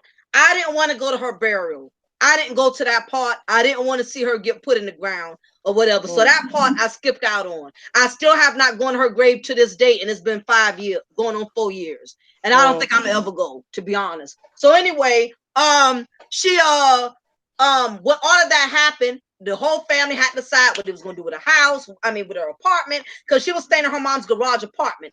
Now, her mom was only charging her pennies for rent. So they told him he could continue to stay there. When I say his luck went bad, it just was one bad thing after another. He tried to be slick and get money from her because she had an insurance policy. And so happened before she died, he kept doing all kind of dirty stuff. And she told one of the co-workers, she said, I'm gonna get my insurance policy changed because I don't trust this dude. Good. I don't trust my husband. I don't think he's gonna do the right thing with my money. So she got smart, and God fixed it where she changed her policy before that accident happened. Everything, she felt something before everything went the way it did. So sure enough, he did get a little something, but it wasn't as much as he thought. So he showed out when he got them little bit of money, and it wasn't a lot. He had hit the Powerball. You around here buying new furniture, doing all kind of stuff, but when she was living, you didn't want to buy nice furniture. You didn't want to do nothing with your money. You didn't want to treat her like a wife. So what ended up happening was his luck went bad. He wasn't getting no money, like he thought he was going to get. He didn't profit off her death. He lost his job because he injured his knee. He didn't get no workman's comp. It just was one thing after another to her. The bills went to piling up on him because when she was living, she was the one paying the majority of the bills. Okay. You only paid like one or two things. So now all the weight is on him. He's filling the phone. So long story short, what happened was he lost the apartment and he's back out doing drugs and he's strung out on crack again. Wow. So that's what happened. So he's back out doing drugs and her mom has custody of the boys and everything. So he's right back where he started from. She met him homeless and he back in out of the streets being homeless. And he's so skinny, you can't even recognize him. Wow. His whole health deteriorated. He's back out doing those drugs and stuff back there. And that's what happened. He lost everything. He couldn't even the family didn't want no parts of him, you know, because of what he took her through. If he would have did right by her, he at least would have had her family to support him. Right. You know what I mean? But being a no good dude, he lost everything. So I say all that to say this, you know, be careful how you treat people. You got a good man, you got a good woman. Don't dog them, don't treat them all kind of way. You never know how life can change. Life can change so instantly. You can be talking to somebody today and you can lose them tomorrow. Yeah. Yeah, he was an ain't shit dude. Exactly. His luck went downhill. So I advise you, if you got somebody that's halfway right, they ain't got to be perfect. Be careful how you treat them. You never know how the table's gonna turn. You never know where you're gonna end up. Life is full of surprises. You can be on top today, you can hit rock bottom tomorrow. Don't be too arrogant. Don't think you're exempt from life. You know, throwing you some challenges. You know, all of us have gone through some never thought I would situation. Never thought you would lose a child, lost a child. Never thought you would lose a parent, but you lost a parent. Never Right. thought you would, you know, be divorced and you divorced. All of us have experienced some never thought situations. So, with that being said, be humble, be kind, and just monitor, be careful how you treat people. You know, you can swallow karma definitely is going to collect. I promise you. I done seen it And you know firsthand. what? Yeah. There's one more thing that we need to learn from this is all you ladies who are sitting there right now, and some men are probably doing it too, but you know, we know it's a common thing with ladies, right? The whole build a bum thing and whatever. And you think if you do it for him long enough, if you literally jump into his body and move his hands and make him do everything, and that one day he'll just catch on and he'll become the person you're trying to build him into. And Right. if you listen to this story, look what happened. The second she wasn't there to do it for him, what happened? He went right back. And that was a problem. He was never invested in being this husband and this new person and this whatever. She was invested in it for him. And so that allowed him to sit there on his hands and do absolutely nothing. And whatever he accomplished or didn't accomplish was basically all on her. And the second she was gone, well, there you go. He just went right back to where he belonged. And I hate to say that about him, but I say that where he belonged because he Exactly. I wasn't don't ready to feel be bad. something else. Sorry, he wasn't ready. If he wanted it to be something else, then first of all, she'd probably still be here. But even if she wasn't, because situations happen other ways, he'd have custody of those kids. He would be about something. Exactly. He wouldn't be on the drugs. He wouldn't be on the whatever because he would have made those changes for himself. But he didn't make the changes. She made changes for him and he just rode the wave. Unfortunate. Mm-hmm. You cannot change people. You cannot make life choices for people. If he doesn't choose, you can support him as he chooses it. But if he doesn't choose it, get up and go elsewhere because you know what? It's not going to happen. She's unfortunately, and I feel bad for your friend because unfortunately, all of that she went through was for nothing because It he didn't was. change a lick. She It didn't get was. nothing out of it, and he didn't get nothing out of it either because he's still exactly the same dude, same ain't shit dude that she met. You, I was just you about to say absolutely that right. she did all that for I nothing agree. because it went back to the curb where she picked him up from. Mm-hmm. And now Right. he probably even worse than he was before. Yep. Yeah, yeah, yeah, and I think what happened was she was suffering way more behind closed doors than we could ever imagine. Yep. Because women who go through stuff like that, they hide a lot of shit. You know what I'm saying? You don't go around explaining, yeah, my husband is effing me up and doing this and that, whatever, whatever, whatever. She went through a lot, and I think what happened was, in a strange way, that was God's only way of setting her free of him. Yeah. Yeah. I strongly believe that. And not only that, taking away his most prized possession. Yeah, yeah, yeah. I mean, because I mean, God, because really, God, as bad as it was, God was still good because she didn't suffer, and then on top of that, her boys didn't die with her because that was a bad accident. Her boys were in the car Yes, with thank her, God. so that could have been a triple accident. So for him to just take her, I knew that was God. That was God's way of just delivering her from that prison. You know, because I can just tell she wouldn't address it. She would just come to work down some days. Like, I'm just so over this man. This man is draining me. And I think had she continued to live, he would have continued to keep draining her. I think he would have continued to keep making her life miserable. And that sometimes, you know, God has a strange way on how he delivers people out of certain situations.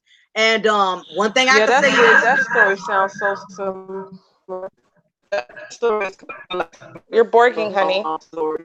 If you yeah, can hear me, Kels, you're borging out a bit. yeah. Yeah, I don't know why my connection is just in and out. Okay, yeah, My I can hear connection is you. bad. Am I still borging? I can No, hear you. you're We can good hear you now. I mean better now.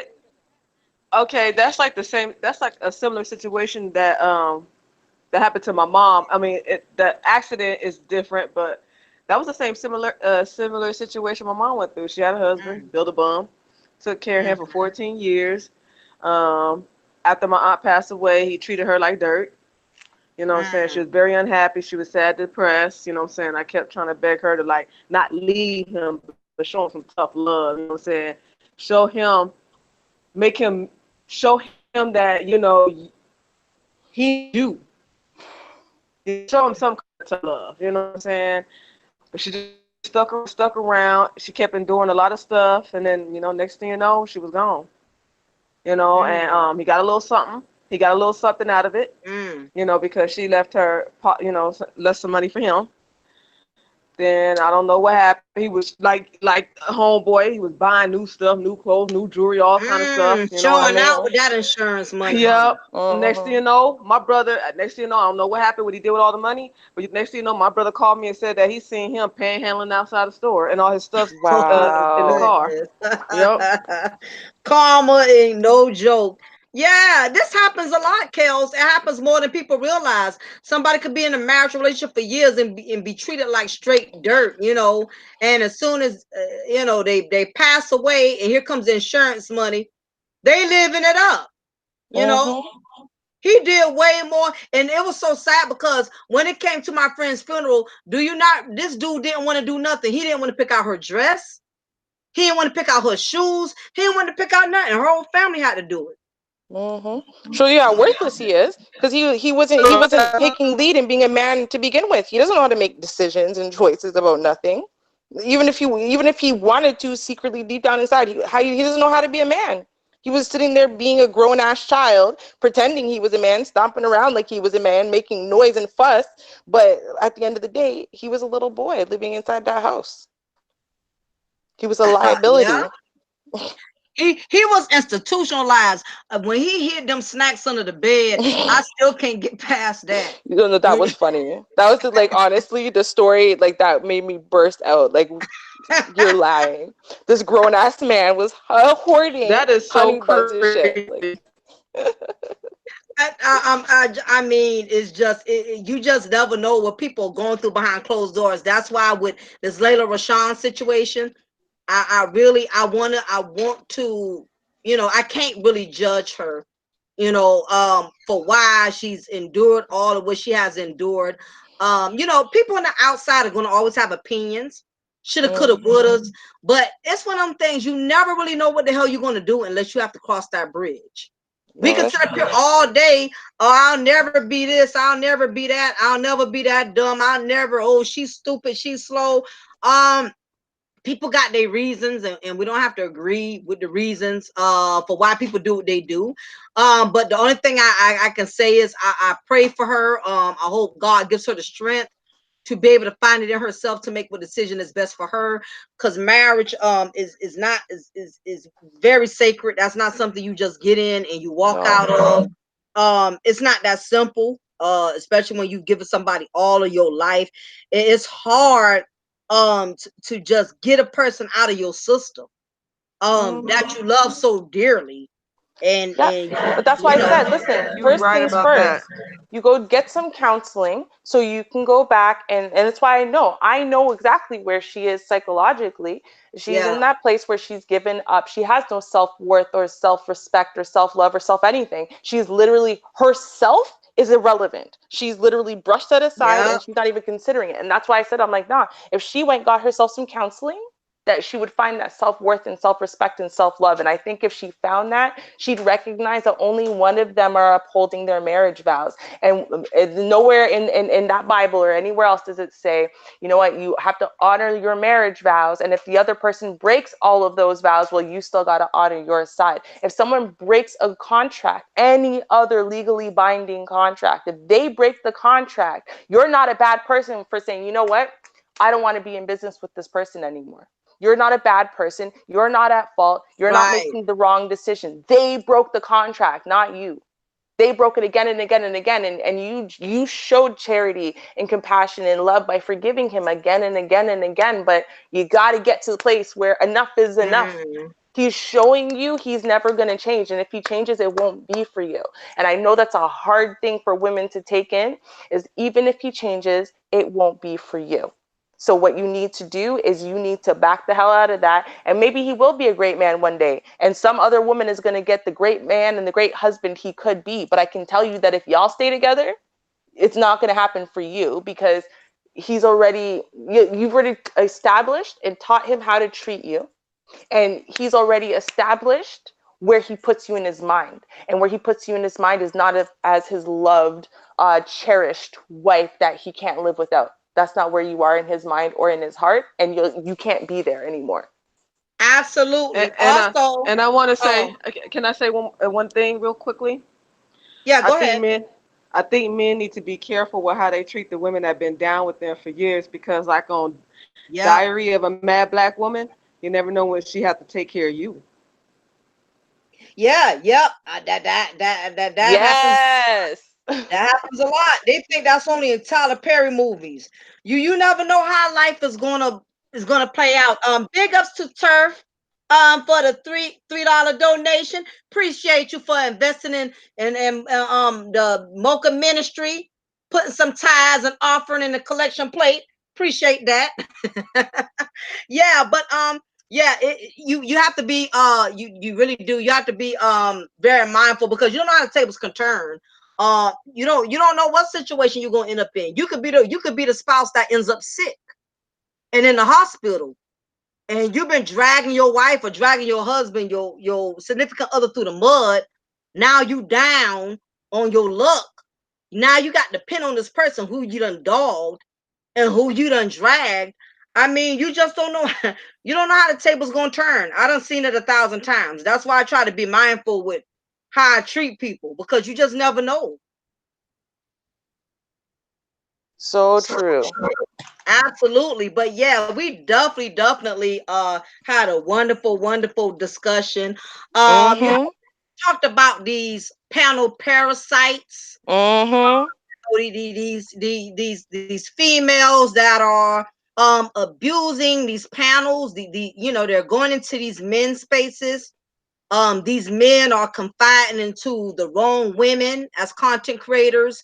They sharing a platform with these parasite broads who just want to Mm-hmm. come on panels to destroy.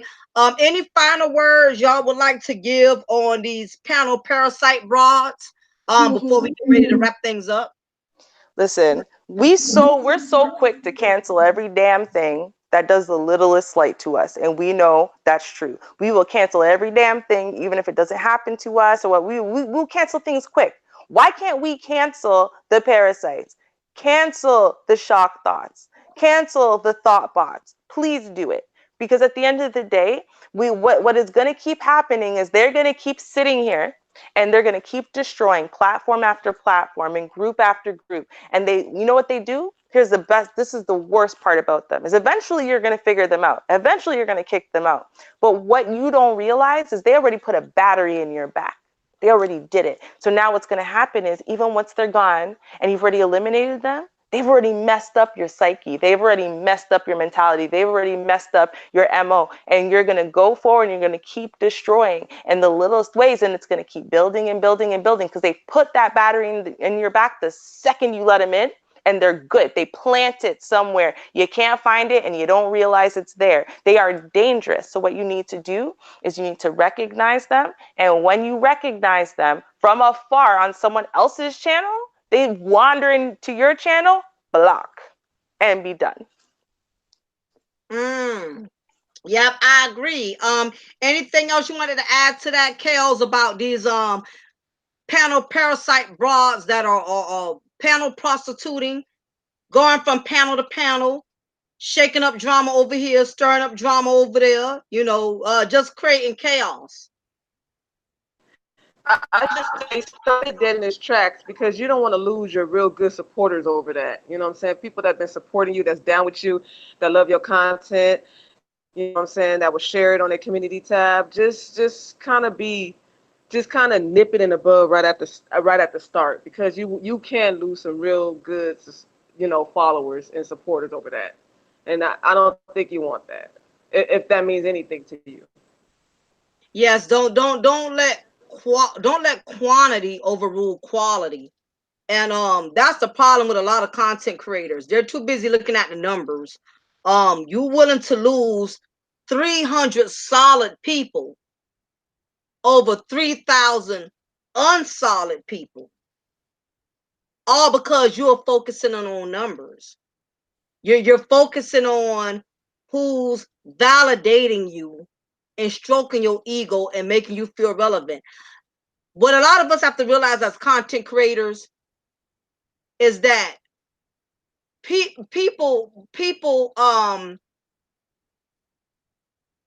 if you put yourself in a situation where somebody could critique you and you not feel some type of way about it, that's when you have some real genuine people on your team. And I'm just fed up with the fact that there's so many black male commentators. They're letting these black female panel parasites come on a platform. They giving the wrong broads a voice. They giving these shock thoughts. They giving these possums too much room to come on their platforms and disrespect other women that are good to your channel, who's been supporting and donating your channel. If they're not disrespecting your female subscribers, they're disrespecting your male subscribers, or they're disrespecting the men and the women who you have on your panel. These type of parasites, they don't deserve a voice. They don't deserve a voice. They don't deserve a position. Stop letting them come on your panel just because they know how to turn the heat up. Just because they promote fuckery that brings you entertainment that you find so fulfilling.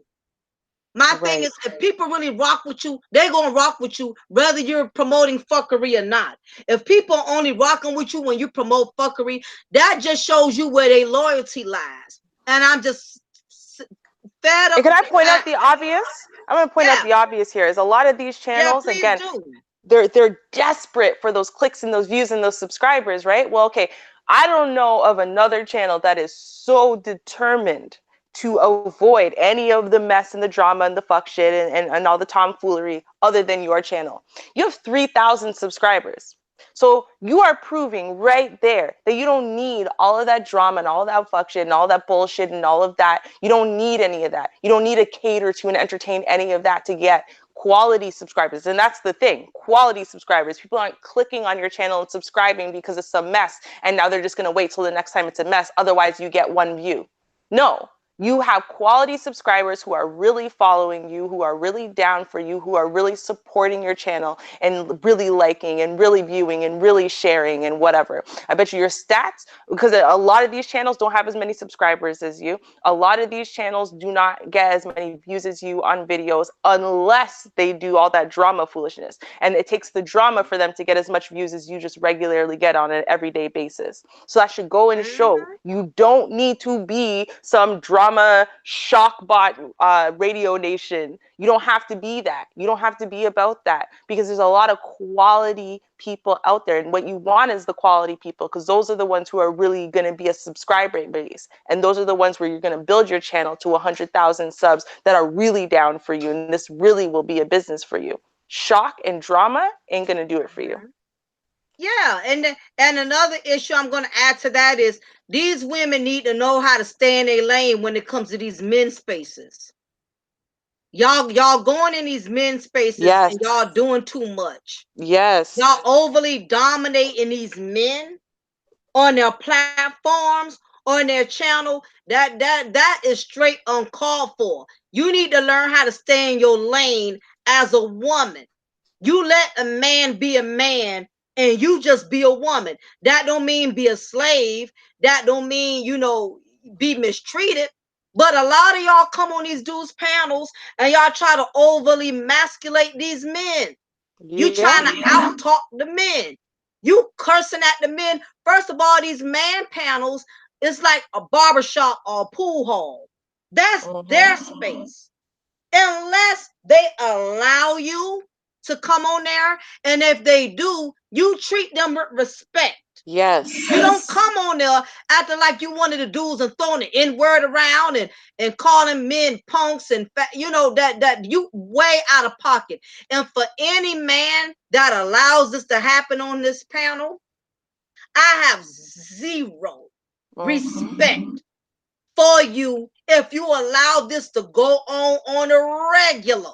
Now, if it happened once and you shut it down, it ain't been no more, I can give you a pass on that. But some of y'all let these same sharp thoughts over and over and over have their way on your panel. And this is the reason why the brotherhood in YouTube, the black sector, the black brotherhood sector in the YouTube is dismantled, because y'all are handing the baton to hood rats, possums, hyenas. Yes. And these low common denominator broads. You already see how she talks to people. Why would you dare let her come on your panel with her loud mouth, her disrespect, her overly dominating masculinity? Why would you even honor her enough to give her a voice on your platform? Because the problem is the women that are decent, y'all don't give us a chance. Y'all don't rock with us like that. Y'all don't invite us on y'all panels. Y'all don't let us come in and share real wisdom, real knowledge. Y'all lock the doors on real sisters like myself, Ruby, and Kales. We the ones y'all want to give hell and disrespect and boot off the chat room soon as we say something you disagree with. Even if we're being classy about it and respectful about it, we the ones, y'all don't spare us no mercy. But y'all let these shock thoughts disrespect y'all over and over and over again, and y'all keep giving them a pass. What is wrong with some of you dudes who claim you got all of this knowledge and claim you got all of this wisdom? If you got it, then damn it, I don't see it. Because you keep putting the weapon, you keep putting the power in the wrong person's hand. And this is the reason why the brotherhood has dismantled in the YouTube streets, because y'all letting vagina validation get the best of y'all. Y'all letting the possums stroke y'all ego. And then y'all mind it means something to y'all. And it's nothing but a big setup. She's only rocking with you to tear you down. The moment you discredit a shock thought, the moment you disagree, the moment you don't compliment her, this peasant, for who I did this show about, she got in her feelings all because another man on the panel wouldn't compliment her. He complimented somebody that was a different race from her, and she got mad about that. That let me know right then. You look for men to stroke your ego because you don't feel woman enough. You're not confident enough. A man got to tell you you look good when you around here looking like goddamn Aunt your mama on the pancake box. Who the hell gonna sit up there and tell you that? And your avatar, you looking like Aunt your mama. on a pancake box. She does.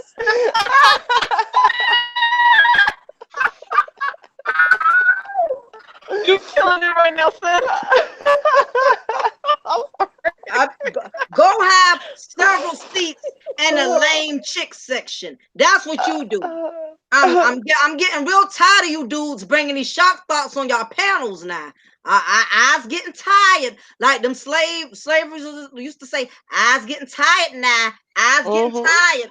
I'm getting tired of these shock thoughts getting y'all recognition and the real decent sisters. Y'all talking to us all kind of way, and we coming to y'all panels. We being humble. We acting like women. We listening to y'all. Y'all spitting on us. But the shock thought, y'all up there, yeah, co-signing on her shock thought behavior. And you wonder why some of these black women is out of control. I'ma tell you why some of these black women is out of control. It ain't because of us. You know why? A lot of you guys are having trouble on YouTube with these women not staying in their place. I'ma tell you why. It's your own brothers that are doing it. It ain't us. Nope. It's your own brothers that's letting these women come on their panels. It's them. It's your homeboy, your friends, your dudes that you cool with. They the ones letting these shock thoughts on their program. That's who's doing it. So if you got a problem with these black women, these black shock thoughts, let me say shock thoughts because they're not women. These black shock thoughts that are getting out of pocket, y'all need to be jacking y'all homeboys up and pulling them aside and saying, why you got her on the panel, yo? Get her off of there. And some of you subscribers, y'all ain't no better because I seen y'all in the last chat with Reg. Y'all push that shock thought, that parasite to come up there, and she had no business up there. Now, why in the hell y'all don't even like this broad? Why would y'all even ask Reg to bring her up there? And y'all don't even like her. Why would y'all do that? Why is y'all inviting? Yeah, Reg, give it a link, Reg. Give it a link, Reg. Y'all up there, and then because he wouldn't initially do it, y'all, and because he kicked her off the show, y'all call him a simp. So y'all would have respected him more if y'all would have let this shock thought stay on there and continue to disrespect a woman as myself. Really? Y'all need to stop. A lot of y'all are so addicted to drama. We got a lot of damn, like they got dope fiends. We got like what I call a lot of goddamn drama fiends. Y'all so hooked on drama till it's not even. Y'all give these shock thoughts too much recognition. Y'all give them too much egos, yo. I'm so serious. I'm fed up with that. That's why I really don't rock with too many people on YouTube, because y'all sit up there and y'all co-sign the fuckery. Y'all be in the chat room doing giving a amen choir to these panel prostitutes. Yeah, go in, send her the link, man. Send her the link. Send her the link. No, the only thing y'all need to be sending her is y'all regards. No, you can't come up here. Right. No. It's simple as that. No, you should not. Anyone who's sitting there and you because you want to see the drama so bad, and remember that this bitch doesn't like you. I just want you to remember that she does not like you. She does not respect you. She does not agree with any damn thing you say at all. She is a black feminist, okay, who hides behind things like Christianity and whatever, and fools you because she sits there and she agrees, quote unquote, with your opinions about women, but it's really only about women that she doesn't like, that she's jealous of, that she's dying to be. She wishes to God some man would get down on one knee and actually propose to her. She has no idea what it's like to have a man actually say, I love you and I'll stay with you, and then do it. Not just like, I love you and I'll stay with you. Okay, you can bone. And then she wakes up in the morning and he's gone. Not even his phone number left on the dresser. She don't ever see his ass again. That's what she knows about love. So therefore, she's not with you. She's not against black female fuckery. She is the epitome of black female fuckery. Exactly. She's the mascot of female fuckery. She represents it. She wears it well. You know what I'm saying? She's the mascot of fuckery. And you dudes, y'all be knowing that y'all dudes, y'all know exactly what the hell y'all be doing. Y'all know what y'all be doing. Y'all be meaning to let these broads come in and have a little moment, because you love to see when black women are going at each other back to back, because again, that helps to build your case with black Yes. female fuckery. Look at them, look at them, look at them, man. Come over here, man. Look at them. They over here Yeah, no, arguing, post calling it. each other Let's all grab kind the of names. popcorn. Let's grab the drink. This gonna be Yep. good. Black female fucker. Yeah, yeah, yeah, yeah, yeah, yeah, yeah, yeah. So this is about to be proper. Yeah, yeah, yeah. That's what I'm saying. This chick was up here following me like I was a goddamn child support check. Every goddamn panel I'm going to, she Yes. right there. You know what I'm saying? I'm like, Look what the her the hell? child support check. This chick is stalking me, yo. God damn, my husband gonna think I'm in a lesbian relationship. This broad Mhm. keep damn stalking me, yo. She gonna bring Girl, problems Not to my with house. roots. You ain't it's in Gonna a true lesbian though. relationship with roots. Look, I'll tell you guys the truth. The truth is this, that I don't know this chick from a hole in the wall. Okay? And she did. I'm telling you, I will co-sign Mocha saying she's getting stalked. Like she's listen, this girl, she wouldn't even, not only would she sit there and open her mouth anytime she saw me on any kind of panel, she heard that I was gonna be on XYZ panel, all of a sudden she showed up there. I've never seen her ass here before. Why is she here? But then what I saw was this. For this days, she I had people forwarding me her messages in the back chats and hangouts and chats and whatever, sitting there going, Ruby thinks Black American men are worser than Jamaican men. Do you want to comment on that? Yo, these people weren't even Nah, there. They weren't roots. even in the conversation. Why are you trying to that instigate broad people? crazy, yo. These people are sitting there talking about, let's say, black wealth in the community. And this bitch is trying to instigate some foolishness between me and people who don't have any beef, who don't have any issues or whatever. She wants to come bring some bullshit lies she told from some other panel. And when she got booted off that, she said, let me see if I can turn all of black YouTube against Ruby. That was her goal. And thank Yeah. God. And this is why I'll say, this is why Mocha's right when she says y'all are weak for letting it happen, because all of those guys looked at that and went, most of them sent me the thing, yo, you got this idiot after you, just so you know. This girl's a clown. That they didn't even sit there and ask me if I said it or whatever, because they know better than that. So if y'all should start knowing better than that and then doing better than that. Y'all should be better than this, because we shouldn't be allowing this bullshit. That's what I'm saying. They letting this chick get around I like she thought a that back page broad. They letting her get from around like she a goddamn Uber driver. Every time I turn around, this bitch is like a shadow. You know what I'm saying? She be up I thought the somebody roots ass date like was over. cottonelle tissue. You get what I'm saying? I don't know what this broad problem is. God dog, man. You know, We if you we get need any to let closer, go of this roots. chick trying to sodomize me. She get any closer on my ass, you know what I'm saying? You know, I'm gonna need some Vaseline. I'm tired of this That's chick, yo. probably, yo, you better run, because I'm telling you, she's coming for it. She's got her finger already all lubed Your up. aunt, your mama, eyes tired. Yeah, that reject Harriet Tubman. Yeah, she coming this way. The broke down Shug Avery. Damn broke down ass I Shug told you she Avery. was roots. Doggone Section A Erica Badu. Go sit your Mhm. ass in the lame bitch Fucking color section. purple ass Sicily ass motherfucker. Mocha's about create shitness today. That's what I'm saying, broad. I'm gonna start calling her Shadow. She be falling a bit. She be falling abroad everywhere Mhm. she go, man. She like American Express. That bitch be every goddamn well. Like American Express card. You get what I'm saying? Mhm. Never leave home without it. You know what I'm No, saying? she's like the bill She, collectors from the IRS. Okay, yeah, that's I'm what she's. telling That's you. what she like. You Yeah, can't run. You can't hide. yeah, she's Celie. That's exactly what she is. Celie need to go find Nettie and get off my balls, man, before my husband think I'm in a lesbian relationship, bro. This chick keep following me. I don't feel like all that, man. She acting like me and her done had a one night stand and I just rejected her and left her. You stalking me and following me. You know what I'm saying? Like I'm some damn dude that done banged you a night, a couple of nights ago. You know what I Right? mean? Something wrong with her, man. That chick, anybody who even talks to her, you have a mental disability somewhere.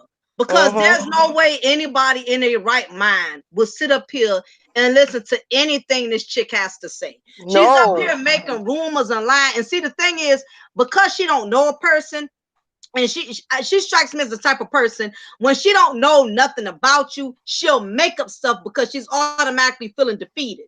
You know what I Yes. mean? She'll make up stuff. Then, like I said, this bro sit up here and call my husband a tranny. He a tranny lover. I ain't never put my husband on here.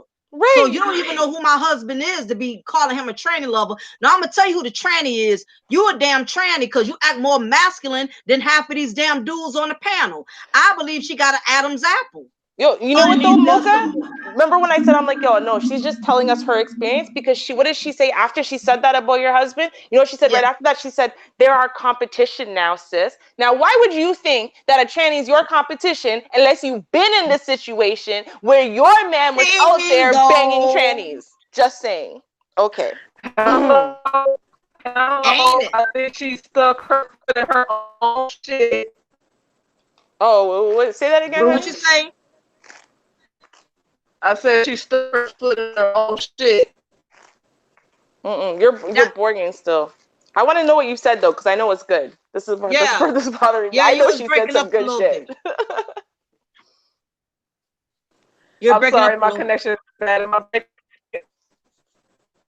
Mm-mm. Y'all go What, ahead while I get it together. Okay, yeah, figure this out. Figure out your life. We'll be here.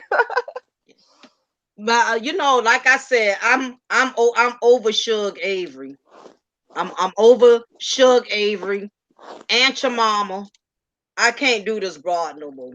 I'm just I usually, like I said, I don't do my content about people. Anybody who been rocking with me for a minute, no, I never, like, I don't get any joy off of doing this, but this broad she needed to be exposed Yeah. or whatever, because she's doing too much. So I advise anybody, if you want to keep your panel drama free, I won't mention her on the video, but anybody who already knows who I'm talking about, you can go ahead and put her name in the chat room or whatever, because I don't even want her getting any type of clout from me. I'm not mentioning her name or none of that. I'm not trying to get her no brownie points or nothing like that. So just be careful, men who you allow on your panel. Stop giving these drama queens opportunities that they don't deserve. And as soon as you and a decent sister have a falling out or an issue, you terminate them, you block them, you take wrenches from them, and all this and that. That's not cool, because y'all up here giving the wrong type of women too many chances. You get what I'm saying? So anyway, y'all, it has definitely been pleasant. We definitely had to out that monkey in the room or whatever, and it is what it is. You know what I'm saying? I don't wish the sister no bad luck. My thing is, I don't want to see. I don't. I'm gonna put it this way. I don't want to. Yeah, let me stop being modest. I don't want you. It's not that I don't want to see you eating. I just don't want you eating at the same table with me. That's all. You know what I'm saying? And that's really all. That's really all I can say about her. You know what I mean? The sister sound a little she sound miserable. She got a lot of anger and hostility built up in her or whatever, and all this taking it out on other people and bashing other people for her to find happiness. She's going to continue to be miserable, because you can't find happiness off of other people's misery. If anything, you'll make your own self miserable trying to keep up with everybody else's business. Learn to be happy with you and what you're doing. Yeah, I blocked her. I blocked her too, Cogent. I could have left it open just for her to come in here, but I'm like, I ain't trying to prove nothing to her. I just want to get this out, because I wasn't the only woman who had problems with her. My sisters up here on the panel had issues with her, and I just want to forewarn anybody out there, watch out for this sister. She's like a child support caseworker. She's going to stalk you. She's going to run you down and chase you and try to get as much information as she can get. So be very careful. So on that note, I appreciate all my loyal subscribers for still rocking out with me. Thank y'all for having my back in Reg's chat when y'all saw this chick getting out of order. Appreciate it. I got to tell you, my subscribers, y'all are ruthless as hell. I really ain't had to say nothing because y'all was saying everything for me. I mean, everybody was going in. Just be Tyrone. I mean, everybody was letting her have it. I'm like, golly, I don't want to be her right now. So y'all Good. represented. Hats off to all my subscribers. Y'all represented. Y'all looked out for a sister. I appreciate that or whatever. So I'm not talking about this STD anymore. I'm not going to bring up this virus anymore. This was a one-time thing. I'm going back to my topics and doing what I usually do. I just had to go ahead and let this be known or whatever. So, you know, she done got her 15 minutes of fame. So, you know, anybody want to snitch on me, you know what I mean? Before you tell her what I said, only thing I can ask you, please put a donation in my super chat before you go back and tell her what I said. Put donate to my channel first, then you go and tell the shock thought what I said. Those of y'all who are aware with the situation, that's what y'all do. She watching now, box braiding hair, navel hair. That's what Prince. So if you're going to go ahead and report it, just make sure you put some donation in the collection plate. You know what I'm saying? And it'll be all good. You know what I mean? So anyway, y'all, Ruby Kels, any last words? You know, before we go ahead and close it out, because I got an appointment that I'm gonna have to head to, so I'm officially gonna have to shut it down within 1 minute. So, anything y'all want to say before we shut it down officially? I think you know what? I think we said it all. Huh? And if she come for you, she come for me. Point blank, period. So much love to you. I'm glad you had this panel, and she better not come around, or she gonna have a head on a stick. She may change her name after this and hide behind avatars. That's what I think she's gonna do. I think she's gonna remove that Aunt Your Mama pancake box avatar and put something else up. That's what I think she's gonna do. I think she's gonna cower it out of one or the other. And what you want to say, Ruby, before I shut it down? I was gonna say, you know, I honestly think that we basically said it all. What it comes down to is this: if you thought that the non-ratchet movement was something like, oh, we just saying that, but no, we don't mess with these ratchet ass bitches. So if you're one of them, you're one of these dysfunctional women, and you think you can worm your way up in here, you might as well just exit, unsubscribe from now, and go elsewhere. Absolutely. Absolutely. And for all these men, I think all black women co-sign on other black women fuckery because all black women side together. Bullshit. Yeah, it's right. Straight bull. We ain't co-signing on these ratchet sisters. So don't go putting everybody in the box because all of us, we ain't on the same level. So anyway, y'all, I appreciate everybody who hung out with me. I know this has been a relatively long chat. They're going to be changing things come August. So it was long overdue. I knew I owed it to Ruby and Poetic, and I definitely owed it to you subscribers. I appreciate each and every one of y'all. Thank y'all for the super chat. Thank y'all for putting a hole in her place when she came talking reckless. Y'all represented, and for that, I'm so proud of y'all. All of y'all deserve a damn cookie and an animal cracker, but ain't nothing I can do about that right now. But just let y'all know y'all represented. I appreciate it. You know what I mean? So if anybody hears anything from her, you don't have to tell me. I don't care. I don't care. I'm letting everybody know. Do not come back and tell me what she said, what she did. I don't care. I don't, because I want to kill this. I don't want to keep feeding this virus. Okay, so whatever she got to say, I'm sure she's gonna have plenty because she got more mouth than anything else. Miss Mouth Almighty, she has diarrhea out the mouth. I don't care. I don't want to know unless it's something life-threatening, then that's different. If it's something threatening my life, my family, or my friends, then please email me discreetly. I won't mention your name and I'll handle it.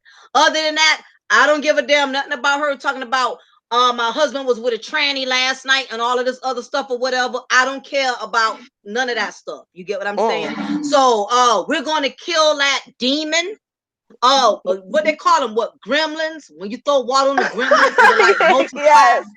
They call, yeah. We're not going to feed this gremlin because she's going to keep multiplying. And I wanted to die. We got our point across. We said everything we had to say. And if I see her hanging out in anybody's chat room, I'm letting you know now. I'm leaving. Call me a punk. Call me, well, Mocha, why you ain't say what you had to say? I'm not entertaining it Right. because she's too ignorant.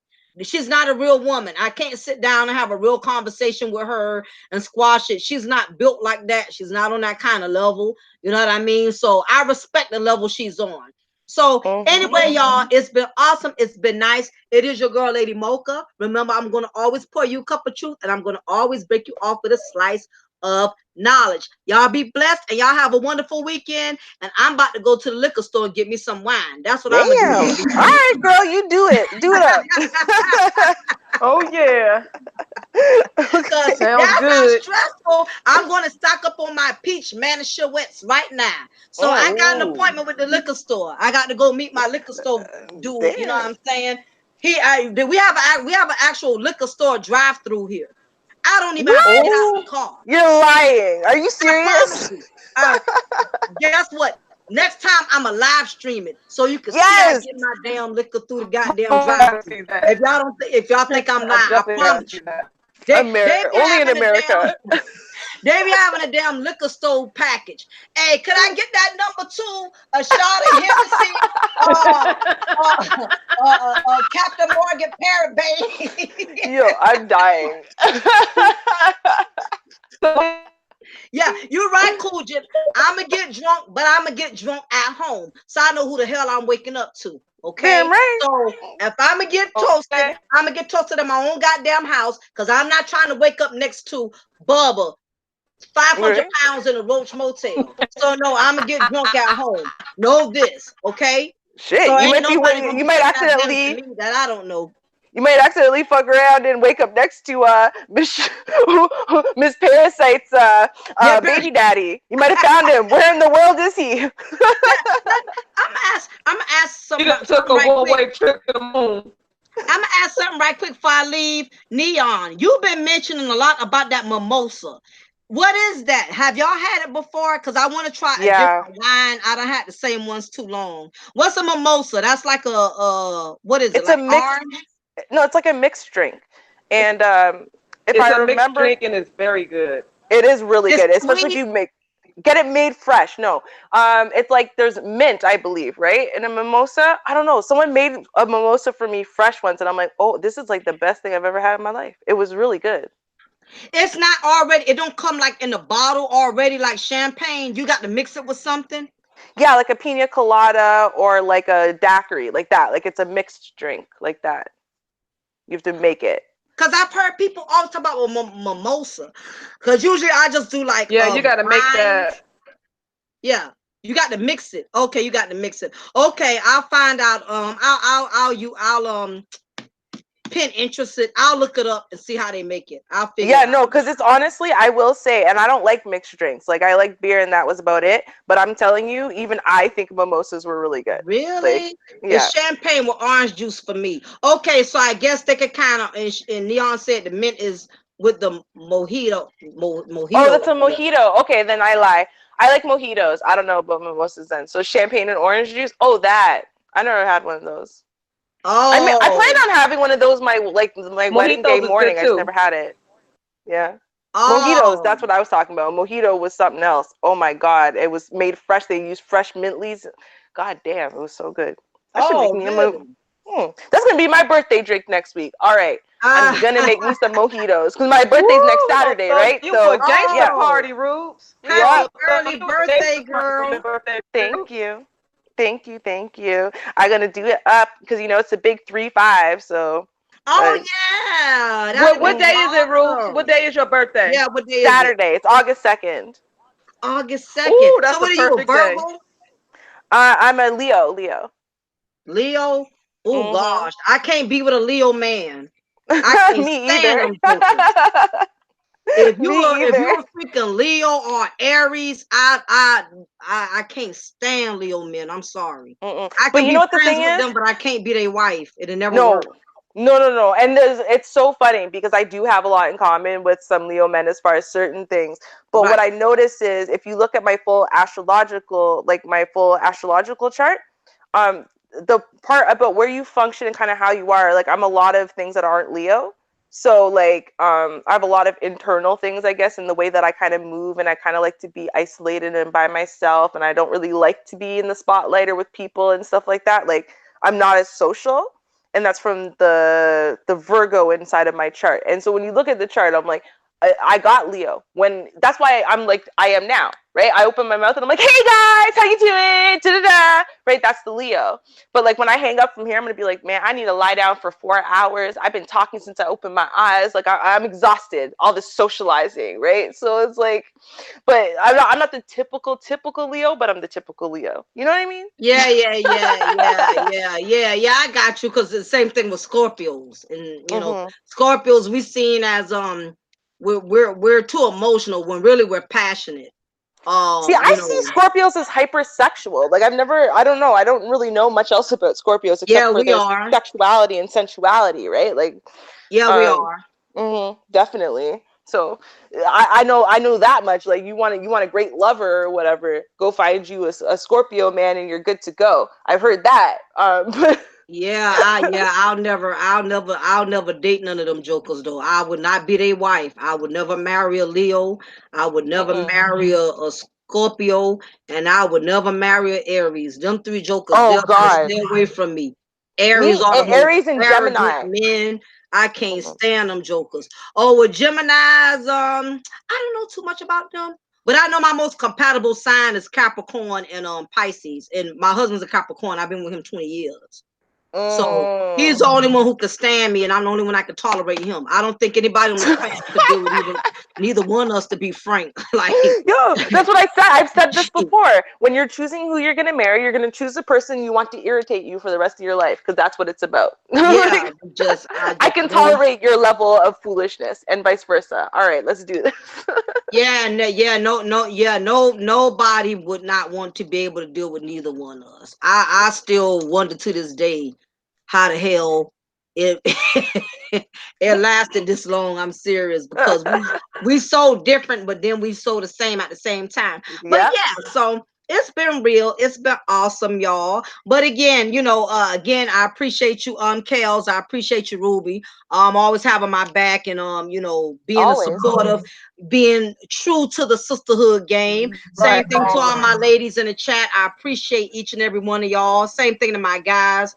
I'm grateful for y'all as well.